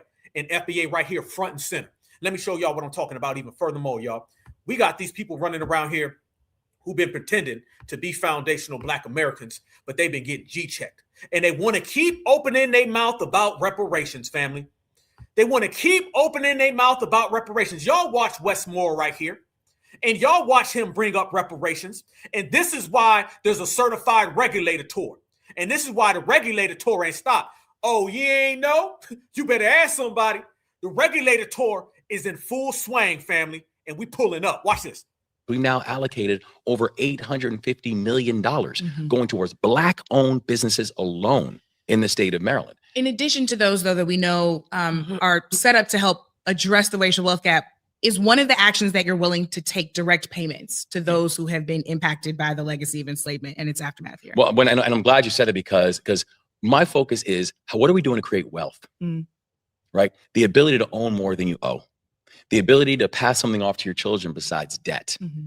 And when I think about wealth, I think that, can cash reparations be a part of a conversation? That's fine. But I'm focusing on wealth. No, hell no. Ain't no damn that's fine. That's what it is. That's what it is. Oh, no, hell to the no. Cash reparations, point blank. Here we go, fam. Another tether running around here trying to change the parameters of what reparations. I don't know what you don't understand, tether man. It's all about cash payments. Don't try to take cash payments and throw it off to the side. We ain't playing them games, fam. The days of babbling around cash payments are over. We will come and see you, and you will write that damn check. This is what we're talking about. Your children besides debt. And when I think about wealth, I think that, can cash reparations be a part of a conversation? That's fine. But I'm focusing on wealth. I want to make sure we have a chance at ownership. And when I think about if we're not dealing with the structures, if we're not dealing with structural racism, if we're not dealing with the fact that we have unfair appraisal values, that has been one of the greatest wealth thefts that we have seen in our nation, if we're not dealing with the fact that we need to give fair share to Black-owned businesses and making sure that Black-owned businesses have a chance to grow and thrive, if we're just talking about, individual cash payments and not dealing with the structures that is dealing with the wealth gap, then I actually fear you could actually be increasing the wealth gap without actually dealing with some of these structural racist structures that exist. We now allocated. So basically, family, what he just said right there was reparations is bad and reparations is no. That's what he just said, fam. You heard it. I heard it. We all heard it. That's exactly what came out of this dude's mouth. He basically just gave you a roundabout answer on how the Democrats do not support reparations. You know why he don't support reparations, fam? Because he doesn't qualify for reparations. That's exactly why he said what he said. Let me tell you this. All that I want to create wealth, we already got wealth, okay? And it's foundational Black American money. And once we foundational Black Americans circulate them dollars in the foundational Black American communities, then our wealth gonna come right on home. Fam, we got a wealth transfer right now. We got a wealth transfer right now. Don't talk to me about creating wealth. We gonna get our money and we'll do what we want to do. Fam, if I want to take my reparations bag and then go down the street and get me a brand new car, I can do that. If I want to take my reparations bag and sit on it for 15 years, I can do that. I can do anything I please because I'm FBA and I said so. It's reparations. And that's the reason why the Democratic Party will continue to lose. And that's the reason why their plantation is in shambles, is because the number one issue for Black Americans is reparations, and they're afraid of it. They're afraid of it. And miss me with all that. We want to take care of all these different structures of racism. Okay, then create a crime bill. Create a crime bill then. You can create a crime bill if you want to get rid of all these institutional racist policies. You ain't got to do that. Why they got something to do with reparations? You can do that now. You can do that right now. Go ahead right now as we speak and get rid of all the systemic racism. And then we'll get our reparations at the same damn time. You see how they're always trying to come up with a straw man argument, fam? They don't want to sit down with me. I'm going to tell you that today, fam. This is why they be running when they see Black Alpha pull up, fam. They know what time it is. Just like Andy Brashear. He tried to say, well, right here in Kentucky, I said, F that. I'm talking about right here in America. When he said, well, let me tell you about the policies. I said, let me tell you about my policies. I'm the representative of foundational Black America. And then his ass got the hell up out of there. Same thing Kamala did, fam. We ain't playing with these folks, fam. I'm telling you right now, we ain't letting them talk. When you let them talk, then they asses give you that roundabout. The only time I'm letting them talk is when they're answering my questions specifically, or they're answering my demands specifically. If it ain't a question or demand that you answering, you ain't gonna talk, and I ain't gonna vote, and you ain't gonna win, and I'm gonna be good, because foundational Black Americans, we win at every order. Let me tell you something, family, what they don't want to talk about. What they can't stand is that all of this voting blue no matter who, it does not affect foundational Black Americans. See, you're talking about the lineage, heritage, and culture that the ultimate perseveres. We're the ultimate thrivers. We win in every single condition, fam. We've had Republican presidents, FBA still here, right? We done had Democratic presidents, FBA still here, right? We were here before presidents, FBA still here, right? See, they can't hit us with the life is going to get bad if this person is in office. Now, the immigrants, the tethers and the fleers, look how bad their life got when Donald Trump was in office. So whether it's Donald Trump, whether it's Joe Biden, whether it's Bill Clinton, Barack Obama, Black Americans outlast all of them. So you can't fear us with it's going to get bad because you're trying to say that to the ultimate perseveres. So what it's really going to do is get bad for you because we got more power to affect their careers than they do to affect our livelihood. We already know what time it is. It's certified time, and we stand on certified time, full and strong. So the fact that they run around and they give us these roundabout answers when it comes to reparations, that's the exact reason why foundational Black Americans ain't supporting nothing they got. And speaking of not supporting things that they got, family, let me show y'all something that's even more better. Y'all look at your screen right now, certified FBA. This man really gonna have a march on Washington, or excuse me, fam, as I say, wheelchairs on Washington. This man, Al Sharpton, is literally gonna still go down there with all the wheelchairs and talk about voter rights. Still talking voter rights, family. And he's going to have it right there. And, you know, it's on the Tuesday. You know, and, I like to believe Black Alpha, I like to get busy on Tuesdays. Tuesdays is days where we get right here. So I think the regulator tour need to do a little regulating. I think the regulator tour might have to pull up and let these folks know we see you. And better yet, you going to see us on the couch, but you won't see us at the voter ballot. How about that one? This is what it is, fam. Everybody who runs around, ducks and hides from foundational Black Americans are going to eventually have to see foundational Black Americans. You're going to see a lot of wheelchairs and everything. That's what you're going to see there. But let me tell you what you ain't going to see. You ain't going to see no real certifieds. Hell to the no. We're going to be too busy and too preoccupied. So, we started this thing off this summer, fam, and it's been a massive success. It done went viral about 15 different times, y'all. So I say, why not keep the energy going? Fam, I think it's about time that they got to deal with the regulator tour. I think we need to go ahead and hit them on up with the regulator tour, family. And I think if any of my brothers and sisters in here right now want to pull up to that regulator tour right there in Washington, I think you should probably email Black Alpha and we can do the same exact thing that I did with Andy Bashir. Remember, y'all, I sat right here and told y'all Kamala Harris is going around the South. And she's talking about how the South is basically the new grounds for the Democrats. And then I went to go see her. Missed the Friday show, by the way, when I did. And by the way, whenever I miss a show, everybody be like, uh-oh, Black Alpha up to something. I am. And then, family, I told everybody that there was a fish fry. And we was going to pull up there. Went to the fish fry. Ended up bumping into Andy Bashir. Checked him. Went viral 2 times in 1 month. Even had my certified foundational Black American family with us, fam. We was in there. It was about 4 or 5 of us, fam. We was standing on business, got on stage, was flicking off the camera, flicking off the James Clyburn. They didn't expect that they'd be over there talking about all of these biscuits and then some FBA get on stage and regulate them. But family, that's what it's all about. It's all about going to these places and seeing these individuals and pressing them. So when they feel that they're going to go get on camera and they're going to talk about things that are beholden to us and we're not present, we're going to shut all that down. And then when they try to say we don't know yet, I'm going to say there's a video right there of me checking you. You know damn well. So that's the type of time we on regulator tour. Y'all hit me up because it don't stop, fam. It never stop. It's always going to keep going 24/7, 365 because FBA, we got a check to go get. And we're going to get that damn check. And we're going to put all of our names on top of it. And they're going to watch us do it. Let me show y'all this as well, family. As if that wasn't bad enough. Family, y'all look at Brandon Johnson. Fam, this is the Democratic Party right here, y'all. Look at Brandon Johnson right here. And he's got a plan for reparations. And it's horrible. It's why I've invested in our Streets and Sanitation Division, where we're hiring young people to be connected to a division of labor that Black men in this country found dignity. I like to think of it as a form of reparations, if you will. It's why I've invested in our Streets and Sanitation Division, where we're hiring young people to be connected to a division of labor that Black men in this country found dignity. I like to think of it as a form of reparations, if you will. It's why I've invested in our. Did this man just say getting a job in sanitation is a form of reparations? Y'all see what we talking about? Y'all see what we talking about?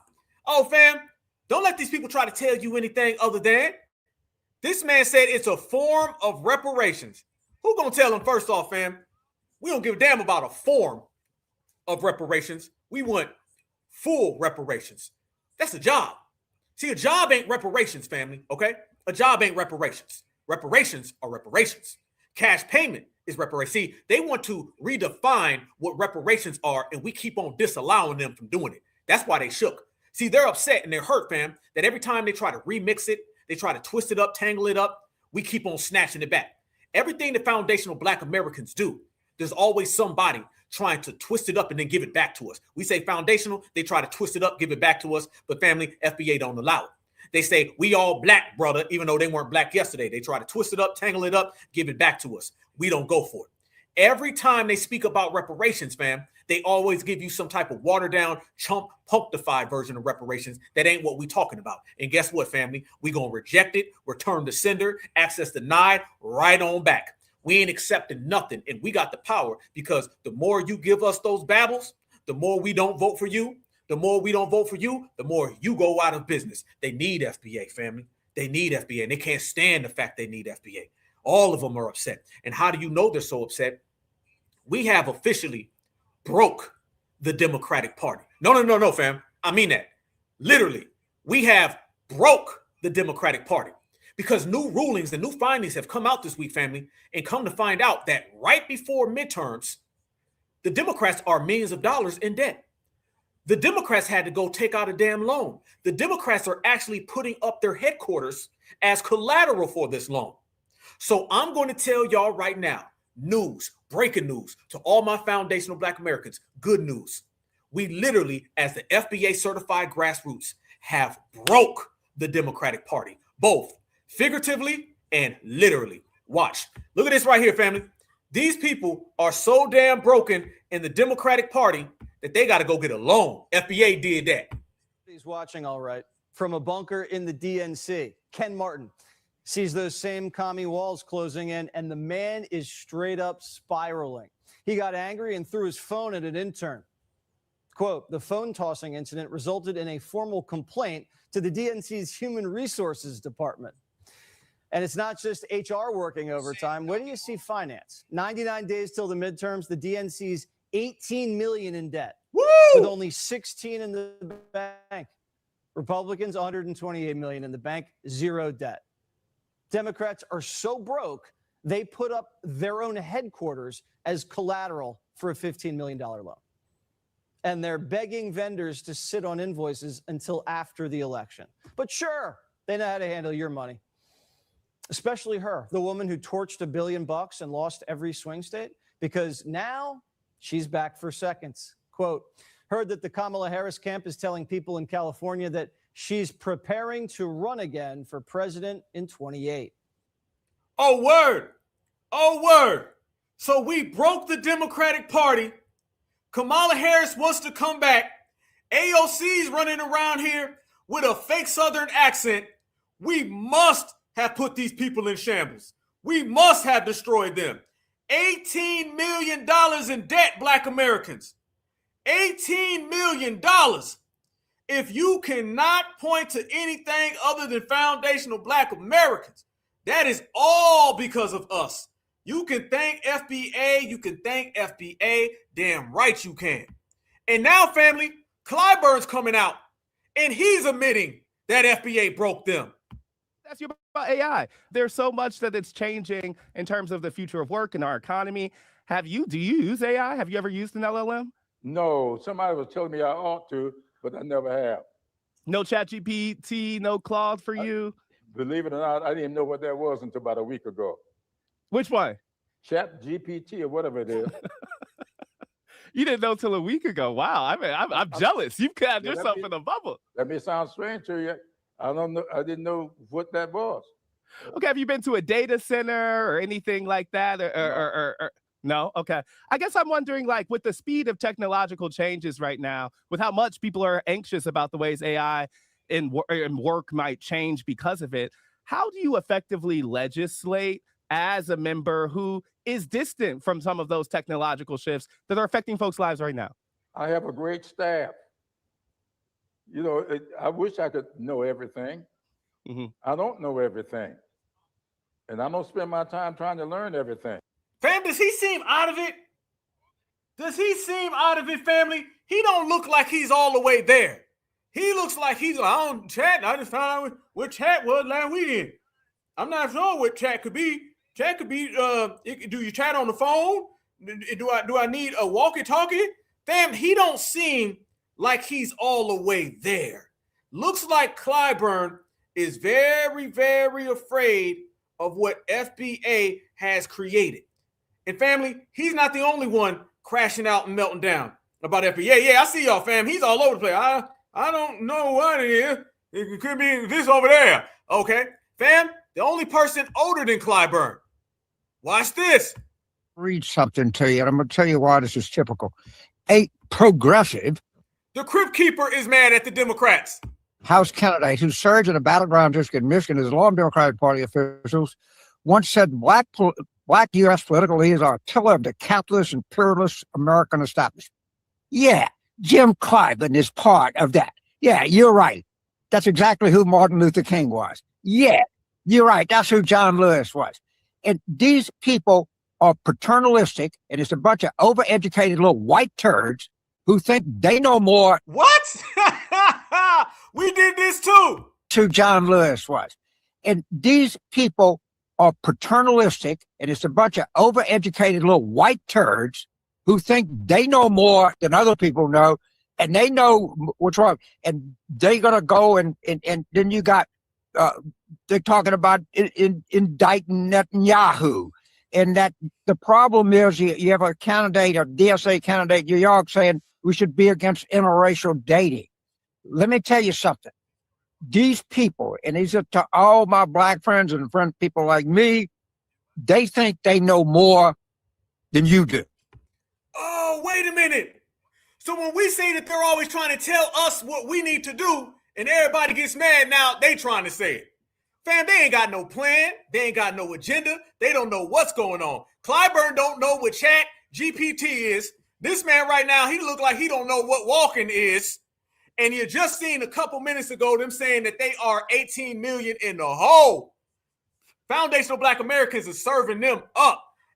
Damn. Are paternalistic, and it's a bunch of overeducated little white turds who think they know more than other people know, and they know what's wrong. And they're going to go and then you got, they're talking about indicting Netanyahu. And that the problem is you have a candidate, a DSA candidate in New York saying we should be against interracial dating. Let me tell you something. These people, and these are to all my black friends and people like me, they think they know more than you do. There you go, family. Again. Look how mad he is, boy. He mad, ain't he? Ain't he mad? Ain't he mad, fam? And that's all you see. You see dysfunction on top of dysfunction on top of dysfunction. Of course they mad, family. They should stay mad, family. That man out there calling out people, they're a bunch of turds. You know, he pissed off, ain't he? He's super mad. And he should be, okay? Because that's what happens when you are 18 mil in the hole. And the reason why that's what it is, fam, is because foundational Black Americans did that. It's all because of certified FBA, fam. We're the reasons why, because we've been making the choice that we was going to black people out. And they understand, fam, that the blackout, as we said, it is not just about somebody on a regular scale. It's about anybody who wants to smoke. That's the difference between us and them, fam. We have made it clear that anybody can get blacked out at any time, at any situation, at any cause. If you come towards foundational Black Americans and you talking that nonsense, foundational Black Americans will see you. And the very fact, fam, that we out here in these streets and we regulating and we letting these people know what time it is, that is the reason why you see them melting down. And that's also the reason why we don't give a damn. It's certified or nothing at this point. It's certified or nothing at this point, fam. And it looks like they ain't got nothing. But I'm going to tell you one thing for certain, y'all. When we say they ain't got nothing, votes included, because they ain't got them neither. Let me show y'all further, fam, as they breaking down. These people are right now talking about all types of things that really do not add up or line up. Everything that they saying, y'all, is a complete breakdown. Do you know why we're out here blacking things out and we're out here holding stuff down? Do you know that Democrats are out here trying to run another scam that Black Americans have called out and called out and called out again that they can't get away with? Let me show y'all what I mean by that, fam. These people think they super slick, but it ain't going nowhere. This is what we mean. Do y'all know right now that the Democrats have a complete meltdown to the point where they got Latinos coming out here and saying they're the foundation of America? I ain't lying, y'all. I ain't lying. Look at this right here, family. Y'all say hello to Miss Senorita Burrita. Fam, now they're saying that they're the foundation to America. Watch this. And these white people don't realize the immigrants who migrate here looking for resources, jobs, and ways to survive in life. It's exactly what you guys did in the past. And at the end also, you know, the immigrants make their life a little bit easier for the lazy, racist, discriminated people, and in general too. This is why you have a better position in life. Because it's somebody, the foundation. See, even in a house, the foundation in a house. What? Make the house to be in stability, right? That's how the USA Foundation is immigrants. If you push the immigrants, it's like you're pushing the foundation in this country, and then it's going to collapse. That's how the USA Foundation is immigrants. If you push the immigrants, it's like you're pushing the foundation in this country, and then it's going to collapse. Watch it. At the end. Fam, here we go. I told you. Every time we turn around, it's always somebody, somewhere, trying to take foundation away, but it don't work, okay? She's the foundation of a taco truck. She's the foundation of a burrito. That's about the only foundation that she knows, fam. That's what we saying, y'all. Oh, y'all know these folks is out there. Hey, man, the foundation, say foundation. Please be foundation. You can't be foundation. We got that one on lock. You better change it up. You better change it up. I think she was trying to say fajita, and she just slipped up, fam, and said foundation. I'm going to correct her, okay? It's not fajita, Miss Batita. It's foundation, as in foundational Black Americans, and you are none of the three, okay? You ain't the foundation, you ain't Black, and you damn sure ain't American, all right? But you might be deported. And that's the difference between what we got moving and what they don't have. See, these people cannot compete with us in any area. So they literally just go around and try to steal what FBA does. But fam, the cosplayers are crazy. The cosplayers are out here.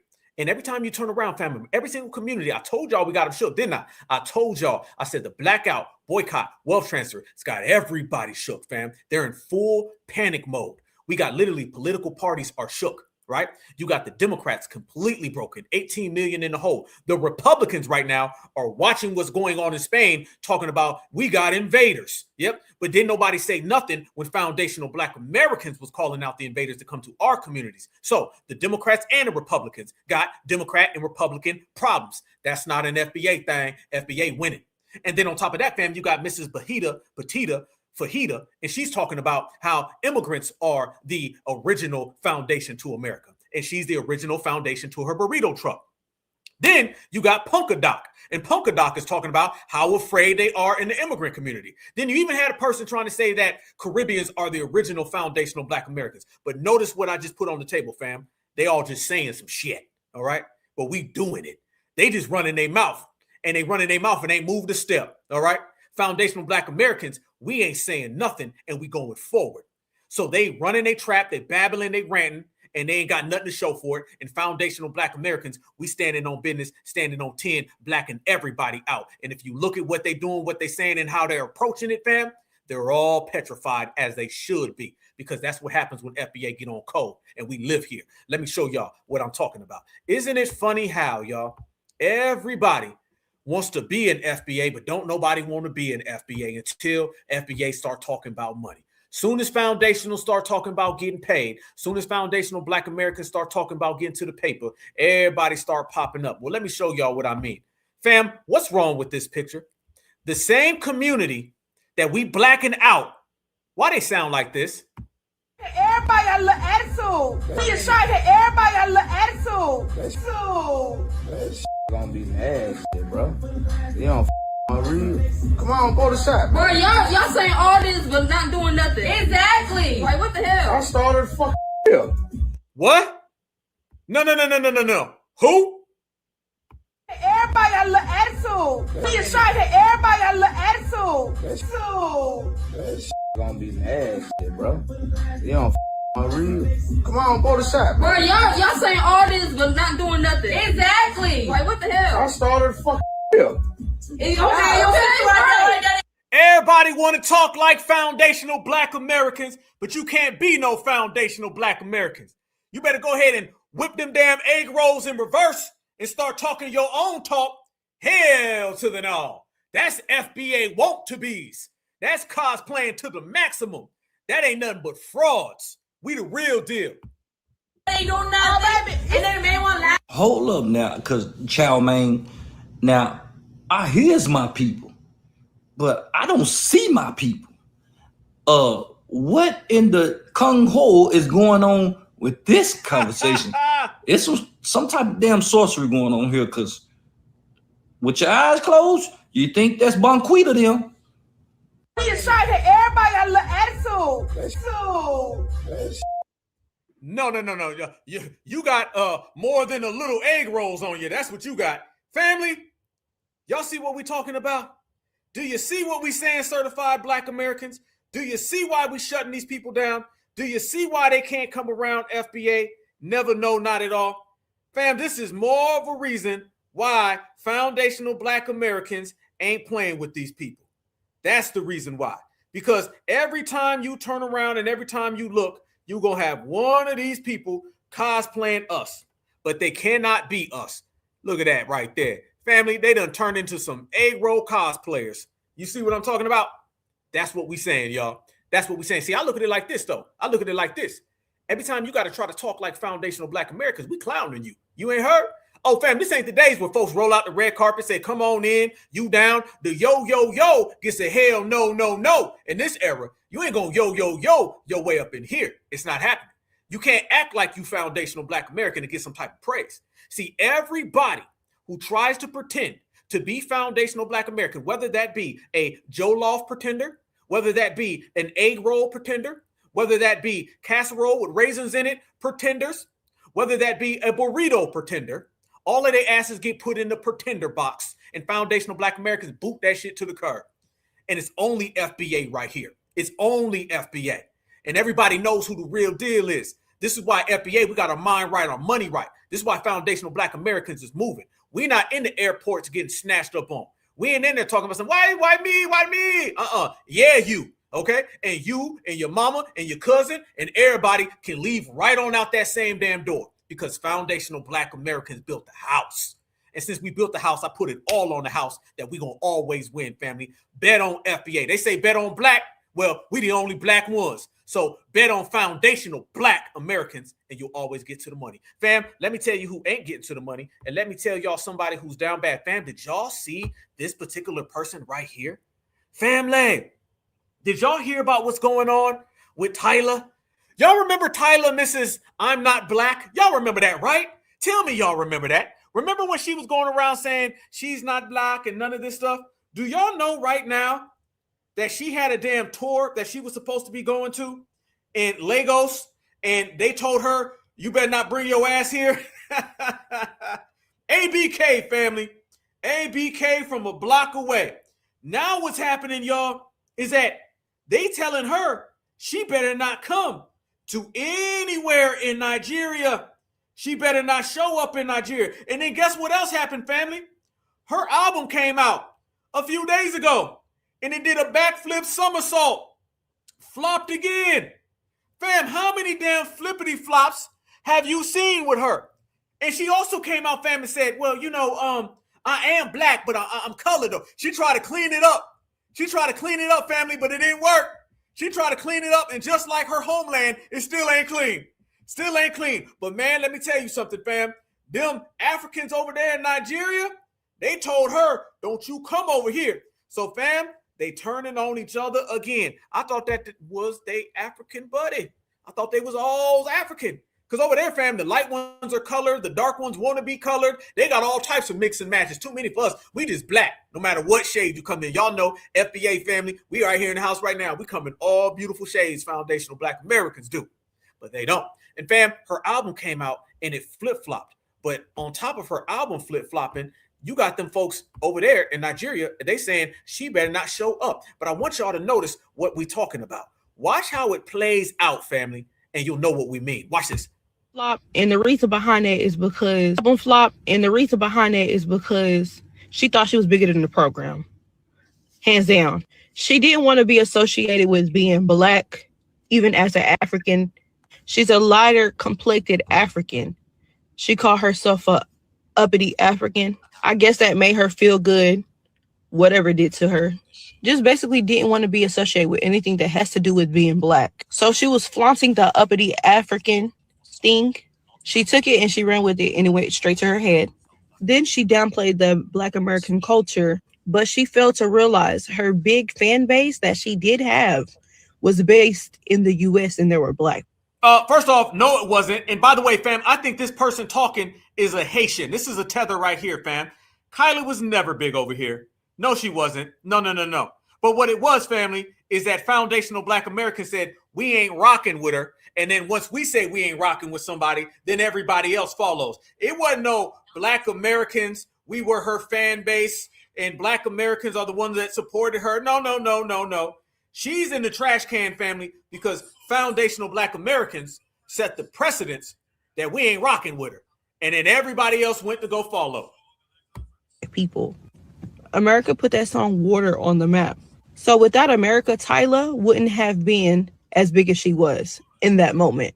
So she needed the American culture. Water went viral on TikTok. You couldn't go nowhere and not hear that song Water, literally. A Black person came up with that water dance. But you downplay Black culture and you downplay the American people. Now that the American people are no longer supporting you, your sales drop completely. So for the ones that claimed that they were supporting you, South Africa and Europe, album flop, and the reason behind it is because... And the reason behind it is foundational Black Americans aren't behind you. See, family, here's the kicker. We ain't even got to like somebody's music, and we can still ruin their career. We don't even have to vote for a political party, and we can still ruin their politics. Foundational Black Americans ain't got to do anything but just say, off code, we got you. Think about it, fam. We not going into Jackie Chan's stores, and they losing money. So foundational Black Americans ain't got to buy your records, and your ass gonna lose money, and you gonna lose deals. And foundational Black Americans will be the main ones who sit back and enjoy it as it all transpires. That's the difference again. And if you're noticing it and you're witnessing it, it's happening so quick. They can't keep up with it. Every time they turn around, fam, everybody's looking. And fam, I told y'all, they telling her don't come around. But you know, they could always, watch the Tether Panther movie. Ain't that their thing over there, fam? I thought that's what they wanted any damn way.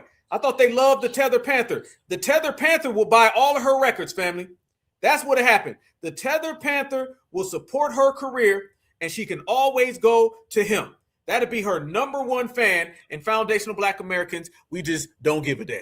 That's what it is. That's how it's going down. But let me show y'all even further, fam, what I'm talking about. Do y'all know right now that they're running around here and they're trying to tell foundational Black Americans that we were the ones that were sitting back while they were doing all the work? They're trying to say that foundational Black Americans didn't do what we did. And foundational Black Americans, we don't put a hole in all of that. So the fact that foundational Black Americans put a hole in all of that, that's lie number 3050. And that's getting your ass roasted number 3050. And that's, I'm going to call ICE 3050 times so I can get 3050 tethers the hell out my country. How about that one?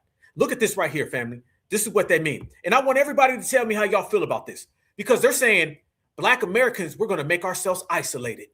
And I tell everybody, that's the main problem. Y'all want us to stay with y'all, but we not. Look at this, y'all. This is what we mean. They are done for.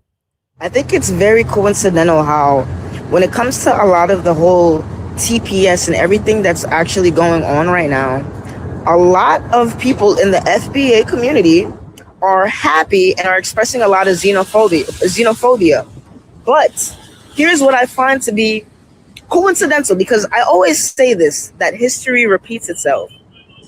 And my biggest question is, who's going to be here with you guys? Who's gonna be here? Because if you ask me, it looks like you guys are being isolated. If you ask me, with this whole administration sending anybody and everybody back who is brown, I just want to know if you guys really feel comfortable and if you think that it's going to be beneficial for you guys to be isolated and to be the only ones here. Fam, that's what delineation is. Isolation. Now, you see what I'm talking about, fam? When you go to Mud Hut University, you don't understand these damn things? Good. That's the whole thing we trying to do. Because guess what? We've always been isolated. We've always been dolo. We've always been on our own. Yes, that's the difference between foundational Black Americans and them, y'all. They want to be next to people because they always got to try to eat off of somebody. That is my question. Because if we look back at Argentina, they got rid of a lot of their natives. A lot of the brown-skinned people that were in Argentina, they got rid of them. And then they imported a bunch of, you know, yeah, that's why Argentina looks like the way it is now. And you can barely find a person that's brown there. So I don't know, like, it just, the more that I see people like relish, and I get it, like, we don't want to fight, we don't want to step in. This is our time. This was the time to step back. But I think it's getting pushed past a certain extent at this point. We were the 92%. The 92% said, okay, there you go, Black Americans. This the damn Democrat. This the Democrat who's mad that her people are getting deported and Kamala Harris can't save them because we done checked Kamala too. There you go, fam. The damn 92%. This is 92% voter. This is 100% tether. And typically when you see a 100% tether, it's a 92% voter. Y'all see how it always goes back to the same exact usual suspects. we did our part. And we're going to stay out of everything because we did our part. We voted for the proper policies. But now this is turning into, we're going to watch and allow the destruction of other brown people. And I don't think that's going to, I think it's going to backfire. I don't think that's going to be beneficial to anybody, to be quite honest. Because if you're isolated, it'll make it easier for them to attack you. Why would it be beneficial for the FBA to be the only ones here? Your grandmother been here. You've been here since Gullah Geechee.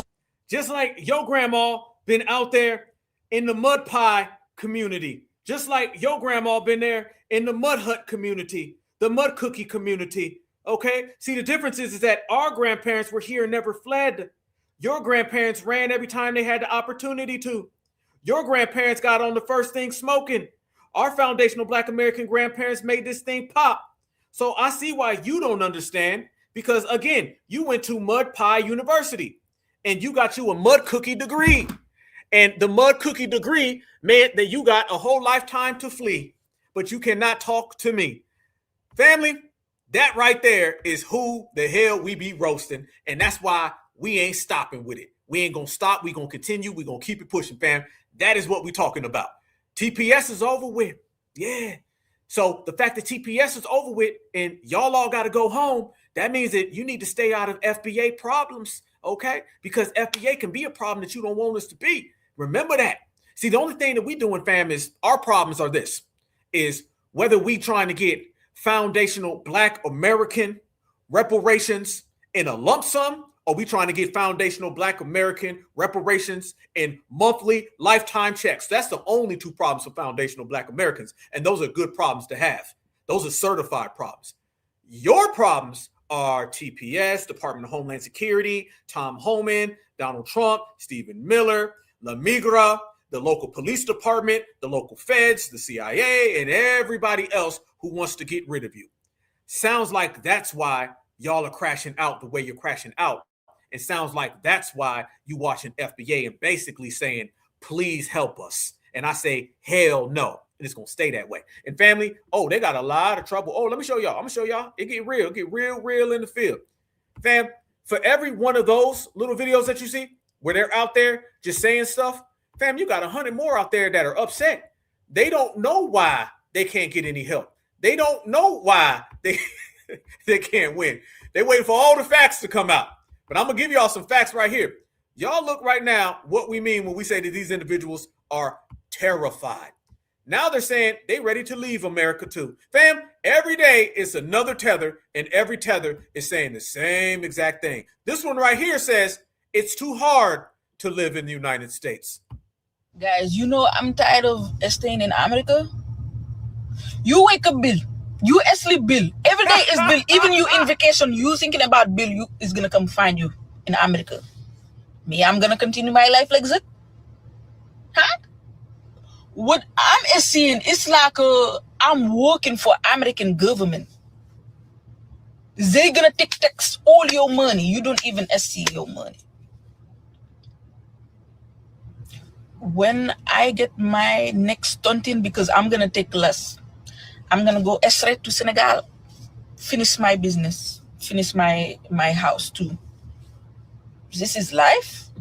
I'm in America is 30 years now. I do cleaning, I do breading, I do home health aid. Fam, more immigrant trauma stories. Fam, how many of these tethered trauma stories have there been lately? America's bad, they want to leave. You didn't see this 3 years ago, Black Americans. You did not see this 3 years ago. Now, every time you turn around, they upset. Plus, I'm gonna go straight to Senegal, finish my business, finish my house too. This is life. I'm in America is 30 years now. I do cleaning, I do breading, I do home health aid, everything. I work hard in America. Every day is stress. Nay, fam, notice she says she does braiding. Didn't foundational Black Americans shut that down? And when we did, she did this. Work hard in America. Every day is stress. She was hard in America. I work hard in America. Every day is stress. Guys, you know. Damn, every day it's the stress, because she works hard in America. Well, looks like you gonna be gone. And matter of fact, fam, she might already be gone. I'm questioning that damn background. So she might not even be here any damn way. All right. Hey, I see it. She might be gone anyway. So it don't really matter now, does it? No, it don't. And that's what's happening, y'all. It all ends in deportation. That's the main thing, y'all. Foundational Black Americans, all roads lead to exceptionalism because that's the road we're on and we paved the road. Concrete, soul. Them, on the other hand, all signs, all roads, every day, every direction leads to deportations. They're just delaying the inevitable. You can say whatever the hell you want, fam. I showed you all these tethers babbling. I showed you all their excuses. I showed you every lie, justification, and alibi. I showed you them talking through their tether ass teeth, crashing down, crying, upset, hurt, petrified, terrified, but your asses is going home. Your ass is still going home, and back home you can roam, but you can't be here. That's what's going down. This is foundational Black American country, fam, and our stronghold on America has only gotten stronger, okay? Every single day, our stronghold is only growing. This energy got more power. This force field that we've created, this armor that we got called regulating, has become even more solidified. And with all of that said on the line, family, you watching flight after flight after flight leave America, and these folks got to flee from America. And foundational Black Americans, we still right here, fam, because we are the only ones that truly matter. Let me show y'all what I'm talking about when I say we the only ones that truly matter, the ones who really got the power. Fam, let me ask y'all a question. Would any of y'all ever be interested in any of this? This is what's going on at the African Baba Day, New York City. I don't know. New York, love y'all, New York, but y'all got a different day every week. It be African Day, Dashiki Day.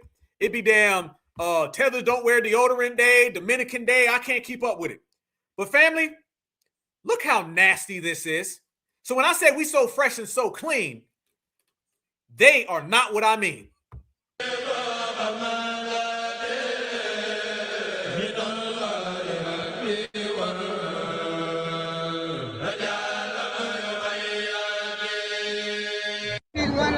I mean, I don't eat lamb. I eat chicken. I don't eat lamb.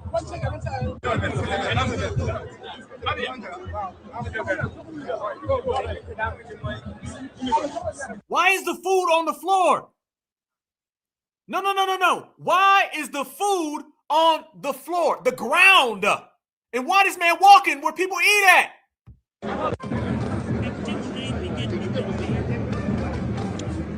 Yeah.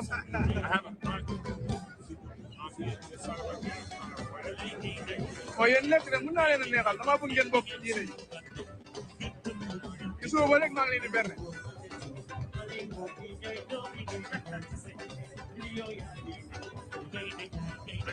Why are you eating with your hands, fam? What the hell is this? What the ain't no way. Yeah, I see you in the chat, family. I see y'all Black Americans. Ain't no way. Ain't no damn way that you ever gonna see this from FBA. No, strangers, hands, eating, floor, ground. And y'all got roaches and rats in New York. I got you. I got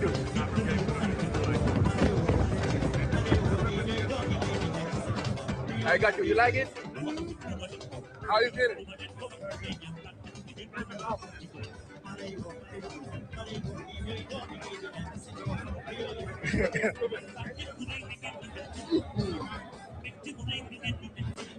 What the hell is this man doing? Fam, who the hell called Mr. Mutombo? Look at him, he's like, boy, this is good eating. Niggas can't eat like this. You niggas cannot eat like this. No. Oh. Look at him, want to share a meal with the W's. Y'all see?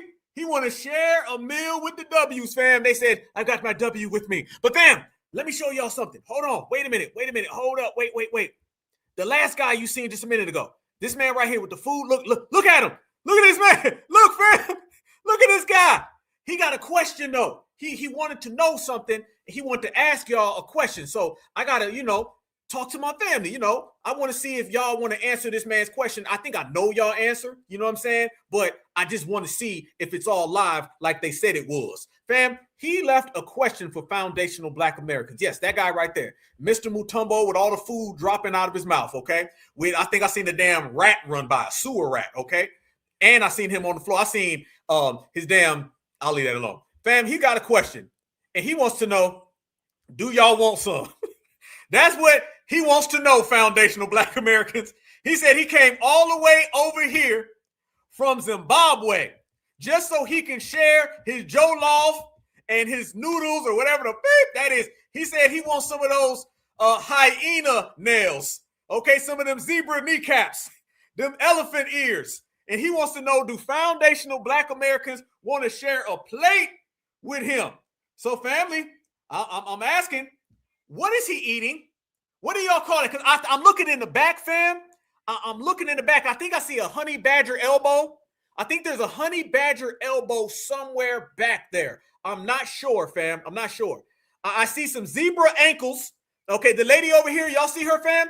She's got some zebra ankles. They said Mrs. Mutombo can whip up a damn good zebra ankle bowl. That's what they said, fam. Okay, and I'm seeing the other person back here. This man right here, he said he loves nothing more. He said he loves nothing more than an elephant wrist wrapped in jollof. That's what he said. Somebody said meerkat. That's what I'm hearing that they want, dog. That's what they saying. This is what they speaking on.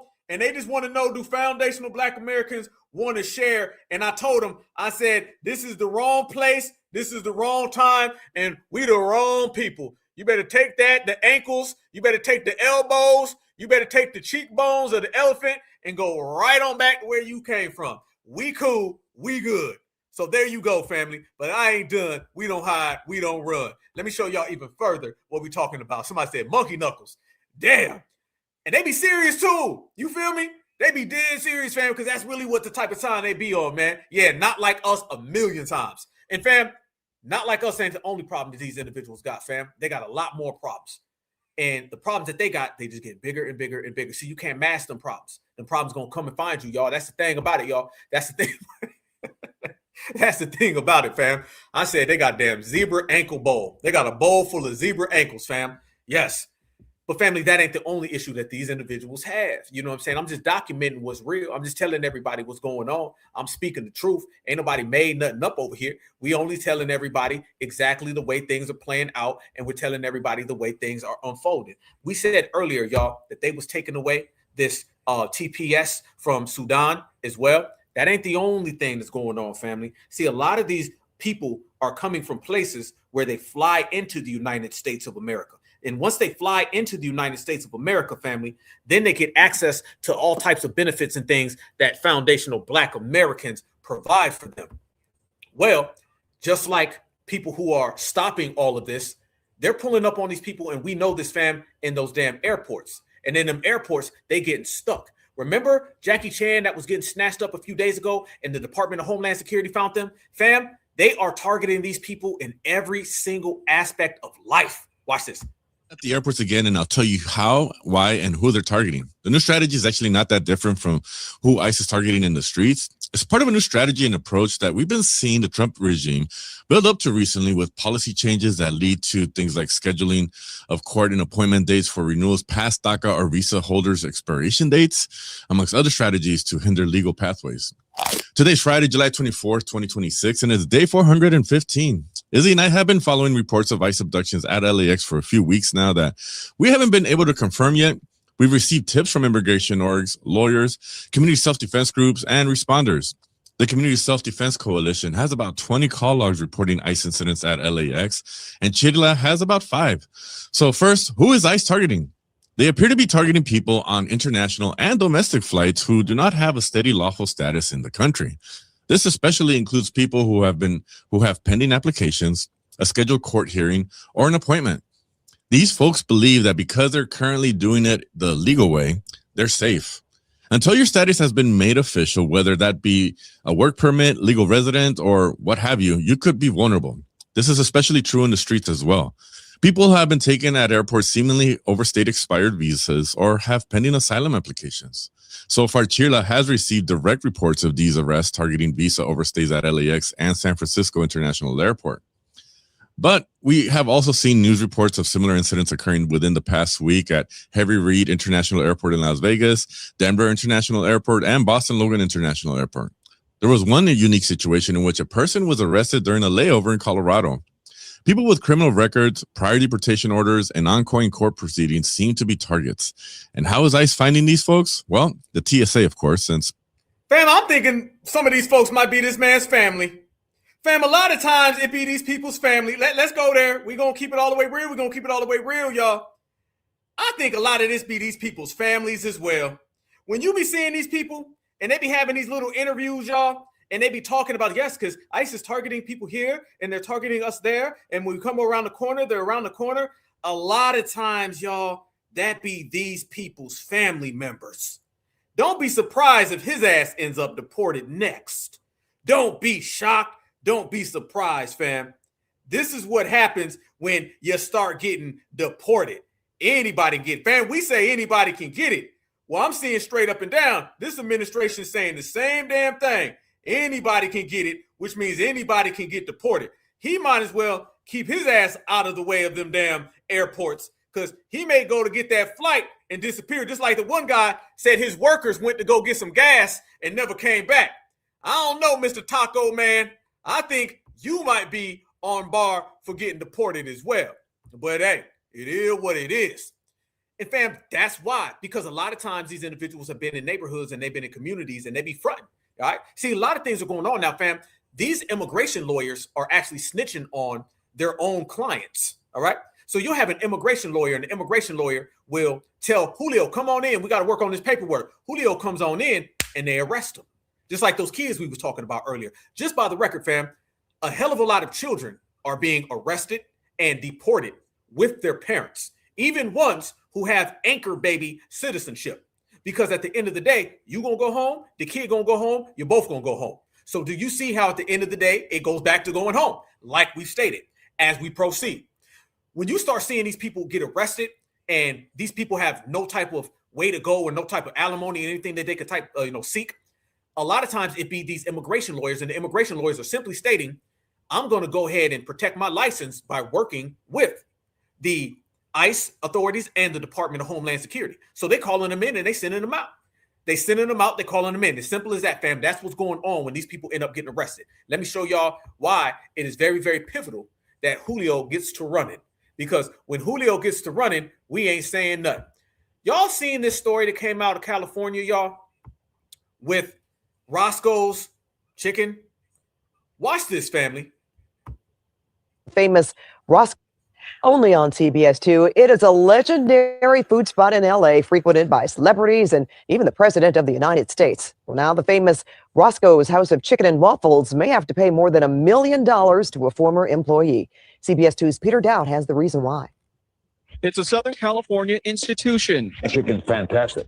Work that out. They got that seasoning sauce. See, that ain't that shake and bake. Popular with celebrities, including Snoop Dogg, Larry King, I'm gonna have a chicken and waffle. and even President Obama.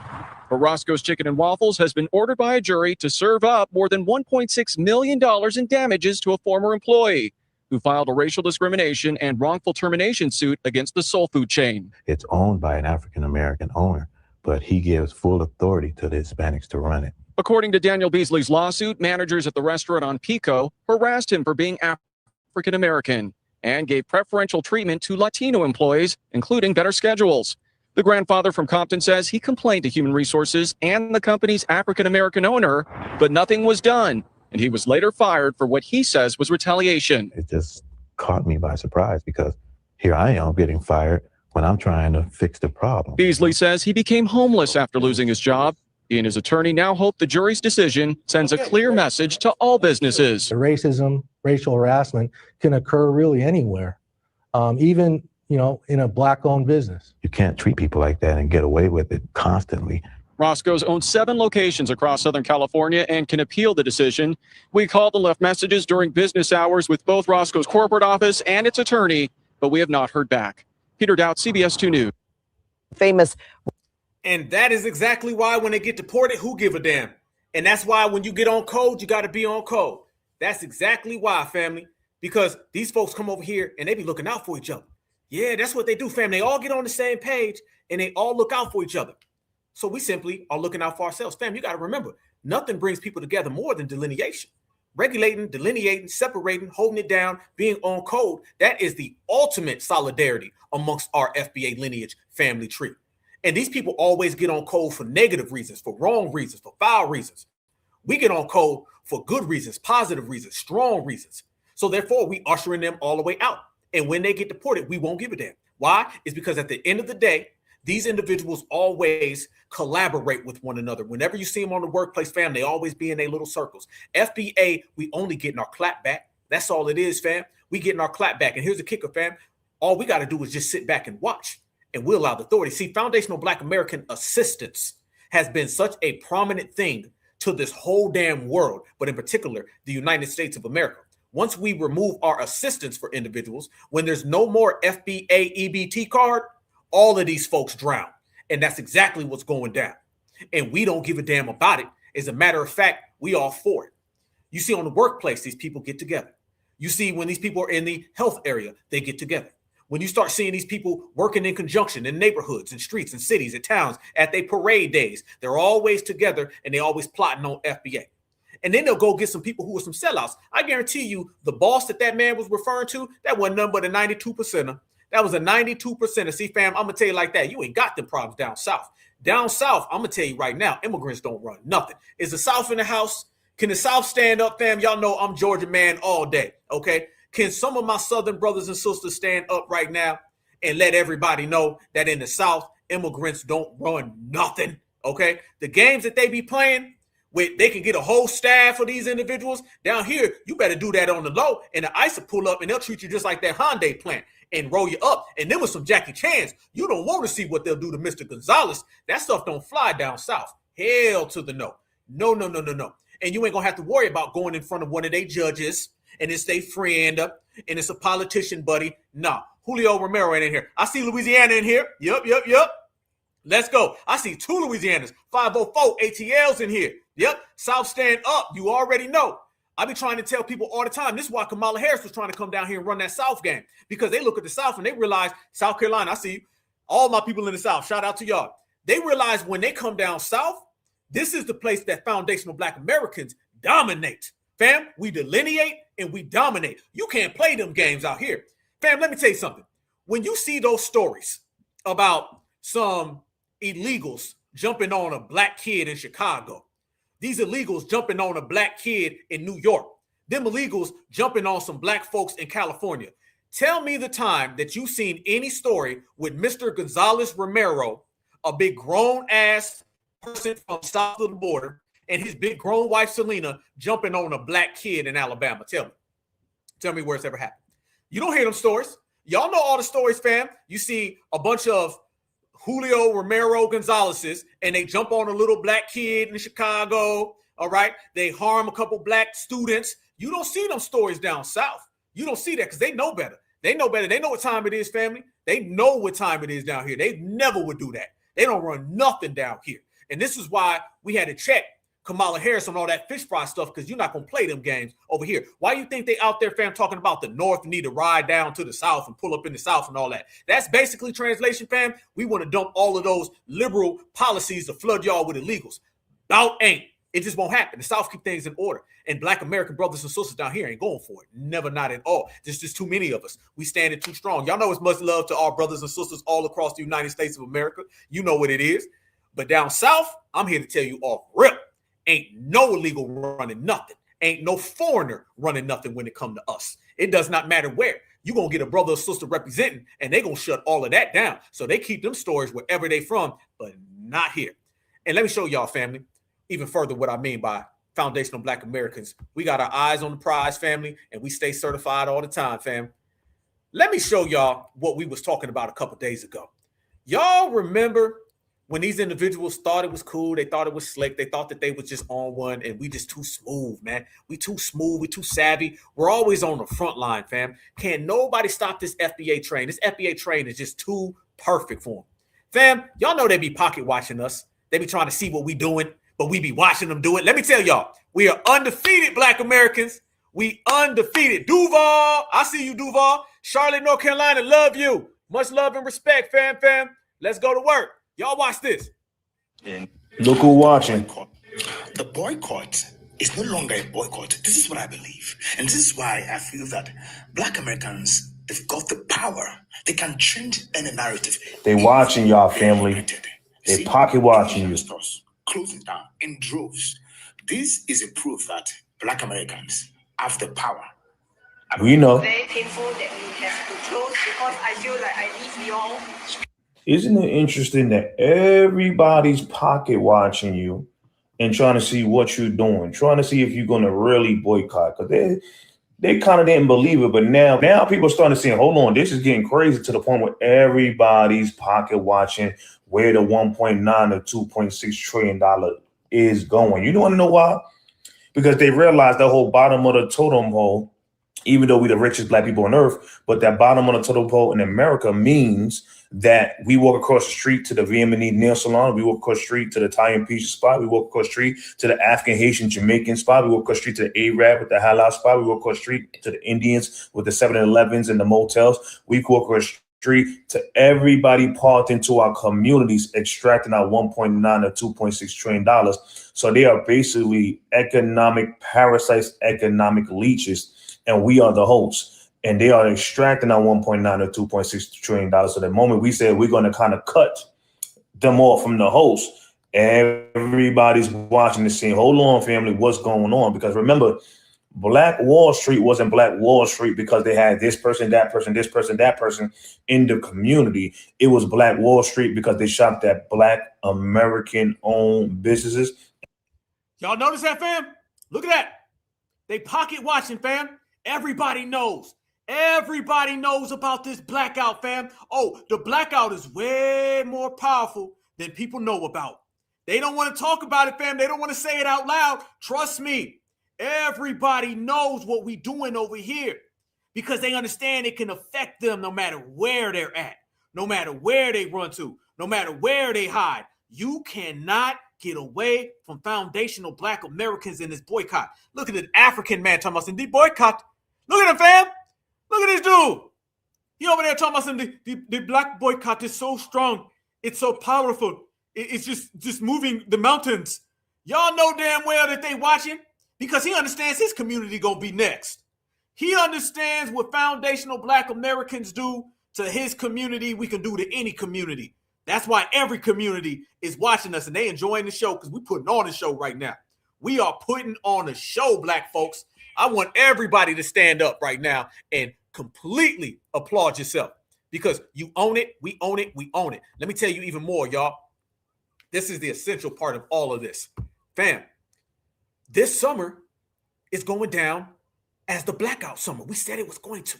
We said that this summer was going to go down in history. Everything we do is history, fam. We're the history makers. We break all the rules, fam, and we create our own rules. Rules that are for foundational Black Americans first, foundational Black Americans only, foundational Black Americans always. That's what we're doing. And this summer is going down as the blackout summer, fam. Look at the numbers. Tally them up. Fam, these folks was literally losing hundreds of thousands of dollars a week. They were losing millions of dollars a month. They didn't want to go out and tell it, but we gonna tell it. See, we don't wait for people to tell us a story. We tell them what it is, and we drop facts and receipts in the meantime, in between time. It's all about foundational Black Americans in the grassroots, y'all. We have been so activated this summer. Fam, isn't this summer going down as one of the most powerful summers in FBA history, y'all? Isn't it? Look what we've been doing. We got on cold. See, what ended up happening was, fam, is you had the Carmelo Anthony situation and the Cyrus Belton situation right as spring was transitioning in the summer. And y'all know we turned up. And we turned all the way up, fam. We took the boycott and the blacking out, the wealth transfer to the maximum. We took a boycott and turned that into a wealth transfer, fam, which means we got our economic game up and we got our financial game up all at the same damn time. I am so in love with us, fam. Who needs anybody when you got foundational Black Americans, y'all? I love our foundational Black American energy that we're putting out in the world. The frequencies are all synchronized, y'all. I mean, I'm talking about all ages. That's why we be doing roll calls, y'all. When you talk about the baby boomers ain't saying no type of we're going to go be cool with these people. We're going to rock with these people. The baby boomers are saying F them. When the Gen Xers ain't saying no form of we going to be down with them folks. The Gen Xers are saying F them too. The millennials stepped up, Gen Z done stepped up, and everybody stepped up, and now we stepping on them. And that's the way it's supposed to be. FBA style. Let me show you even more, y'all. Oh, we got more today, baby. We got more today. We are on 10 right now, y'all. Living it up the foundational Black American way. And the more we live it up, fam, the more they fall out, the more they fall out. That's exactly where they started, at the bottom. This is it right here. Remember a particular community, y'all, that was running around here saying that they were the original people? And then we pulled up and showed them that we're the original people. And then we showed them where they came from. And we showed them their DNA. And we told them that our DNA is right here in the United States of America. Well, family, that particular community is having some particular problems. And I particularly don't give a fuck because at the end of the day, like we stated before previously, y'all, foundational Black Americans, we on certified time. Certified time is all time. And watch now, y'all. Mr. $2 Tonto is starting to see Mr. Iceman. Watch. Us natives, we're not immigrants. We're the first Americans here. We're the first peoples here. And it's just crazy that our people are getting picked up, you know, and thrown in a car and brought out to some federal holding place. That's sad, you know. It shouldn't be happening to us in our own country. This is our land. My cousin talked about putting her tribal ID on a lanyard, and she was joking, and I was like, no, that's a good idea. So when they pulled me over, I'll just, you know, show it to this. I ain't talking to no ICE agent. I shouldn't have to. On January 28th, the Boys Fort Reservation tribal ID staff came down and issued 85 IDs in one day, which is very different. Usually we'll do maybe 3 or 4 in a month. You know, I'm light-skinned, and but there's a lot of other folks. Light-skinned, fam, is that a $5? Is that a $5, family? That's a $5. I'm light-skinned. No. You a $5. Look at them, fam. They got to get cards printed. They scared. All that we the original sounds like nobody believes you. 85 IDs in one day, which is very different. Usually we'll do maybe 3 or 4 in a month. And, I'm light skinned, and but there's a lot of other folks that are a lot darker skinned, and they've been stopped and actually detained because they didn't have papers on them. As an American citizen, as a First Nations or indigenous people to the United States, it's like, how dare you? And then you take us and put us in a concentration camp over in Fort Snelling. It's like, it's a slap in the face. It's very frustrating. It's something that you never thought that you would have to do. So it's new. It's something that's not new to us, but new for now. Again, it's renewed, and it's very frustrating. We shouldn't have to live like this. No one should have to live like this. You shouldn't have to live like this. Nobody should have to live like this. I thought y'all was living good though. Fam, Black Americans, y'all in here right now with me. I thought they said that they were living good. Family, no. They told us they were living good. What do you mean? You shouldn't have to live like this. You told Black Americans that you were living good. You told foundational Black Americans all was good in the hood and y'all was the original folks. Now you went from the original folks to we shouldn't have to live like this? Something didn't add up along the way. Something did not add up along the way, family. Could that be that we were right the whole damn time? Yes, the hell we were. Fam, I'm just going to point this out, and I'm sure you've already picked up on it, but I want to point it out again because I love to be foundational Black American and excellent. Have y'all noticed every single person that I have showed has crashed out? Have you noticed every single community that disrespected foundational Black Americans have crashed out? Have y'all noticed everybody that was chirping about us from the sidelines, trying to insert themselves in our beautiful FBA business is down bad right now? And if you notice foundational Black Americans, we on 10 and we up and we don't give a damn and we still getting paid and we still excellent. So ain't nothing changed for us, but everything has been rearranged for them. Do you see the way that foundational Black American energy fluctuates? Do you see the way that foundational Black American vibes go out to the world? And do you see how ABK will pull up on these people so fast they can't blink? You disrespected FBA when you thought it was good. Now the universe is handling you. Nature is handling you. And me, I'm just going to be handling them 20s, them 30s, them 40s, them 50s, them 100s, and just stacking them up and getting to the money. That's what we doing. I ain't done. Let me show y'all more, fam, of what we talking about. These individuals, oh, they're getting it. They're getting it. Fam, this is what I've been telling everybody. Look at your screen, fam. Isn't that the realest thing you ever saw? Isn't that really what it is, Black Americans? Black Americans, ain't that what it is? Hasn't it always been foundational Black American men and foundational Black American women right here in the United States of America? And on the other side of that ocean is that homeland of those people. And those people are mad because we're over here, we're holding hands, we're standing together, we're not feuding and fighting, and don't know tribalism exists, don't know colorism exists, and we doing good for ourselves, y'all. And look at all the damn hatred we get for it. That's what it's always been. It's always been a foundational Black American sister and a foundational Black American brother. And look what we built over here, fam. On the other side of that damn ocean, there's a lot of room. There's billions of people on the other side of that ocean, fam. We just over here on our side of the ocean. We just over here on our side of the planet Earth. We out here occupying the United States, this landmass. We've been here a long time. We ain't worried about nobody. We ain't called nobody no names until they disrespected. Then we checked it, but that about it. Foundational Black American brothers and sisters, we've been building families and generations, bloodlines. We've been out here building a future for the kids. Why you hating on me? Because you over there in that homeland that you call, and you over there broke down. But why you hating? We out here winning. Fam, did y'all see that they running around here saying Harriet Tubman is a part of the Ashanti tribe? Watch this. Did you know that the ancestors of modern-day Jamaicans and the great female Moses of the U.S., the most venerable mother of her people, Miss Harriet Tubman, share the same rebellious background? Jamaican culture is heavily associated with Akan influences from West Africa, as the prototypical Jamaicans were the Coromantese warriors brought from the Gold Coast. They were infamous among the European colonists for their ferocious dispositions and, quite frankly, dangerous characters.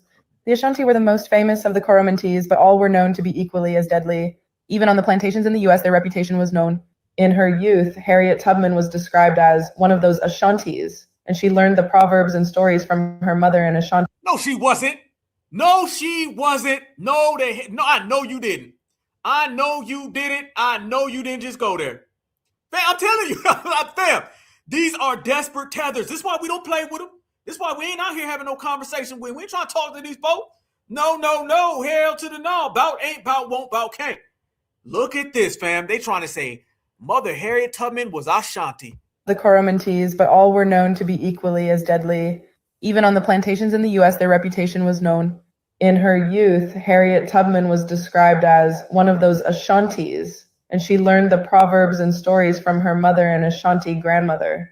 Tubman credits her Ashanti ancestry to her inability to accept slavery for herself or her people. So, brother and sister, what was Harriet Tubman's name before she changed her name to Harriet?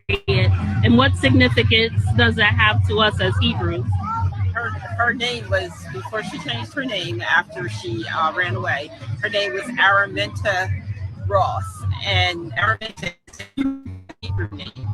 Her family knew that they were from the Ashanti tribe, and which is now part of Ghana, and that they were Hebrew. They did have Hebrew names before they were in slavery. Thank you so much. And as we read a little bit, you can find the Ashanti tribe actually in the Old Testament. The Ashant, I believe, is Ashant, which is now interpreted in Ashanti. Do you know that? No, I'm telling you, desperate, fam. That's what you call a destiny swap. That's what you call a destiny swap that has been swatted. There you is. They trying to literally destiny swap, and we don't care. But let me tell y'all, you know Black Alpha, I'm going to show y'all how the haters hate, then I'm going to show y'all how the ballers regulate. For every single time that these individuals talk reckless or foul, there's going to be about 15, 20 foundational Black Americans who put them in their damn place. Fam, there was foundational Black Americans right there in that damn chat, and they weren't going for none of that. Watch this right here, fam. Brothers and sisters are activated everywhere. Shout out to the family. Right there, right in the chat, family. They said, why are they lying? She was a Native American. She was a Black American, and she was even labeled as a Negro at one point. Oh, they can't get that past us, y'all. Hell no. Fam, you got to love it, man. Fam, I remember when folks used to tell lies, and it'll go on for years. That ain't happening no more. No. Soon as you open your mouth and you say something that's foul, soon as you say something that don't add up, soon as you fix your damn tether teeth and you speak something that ain't synced up with FBA, you getting checked. That's exactly what happened. And we don't give a damn because we certified FBA. Shout out to my brother Cool Keezy if you're in the building, brother. My brother Cool Keezy put it the best way. This is how we handling everybody. Watch this. Real quick, you know all that tap dancing? That's not a victimless crime, right? Imagine if a white supremacist pulled up on you bussing like they did in Georgia just recently. Now, would you want to be standing next to one of them guys or people, that say things like this? Well, I think Black people need we need to do better and stop all that black on black crime. We's our own worst enemy.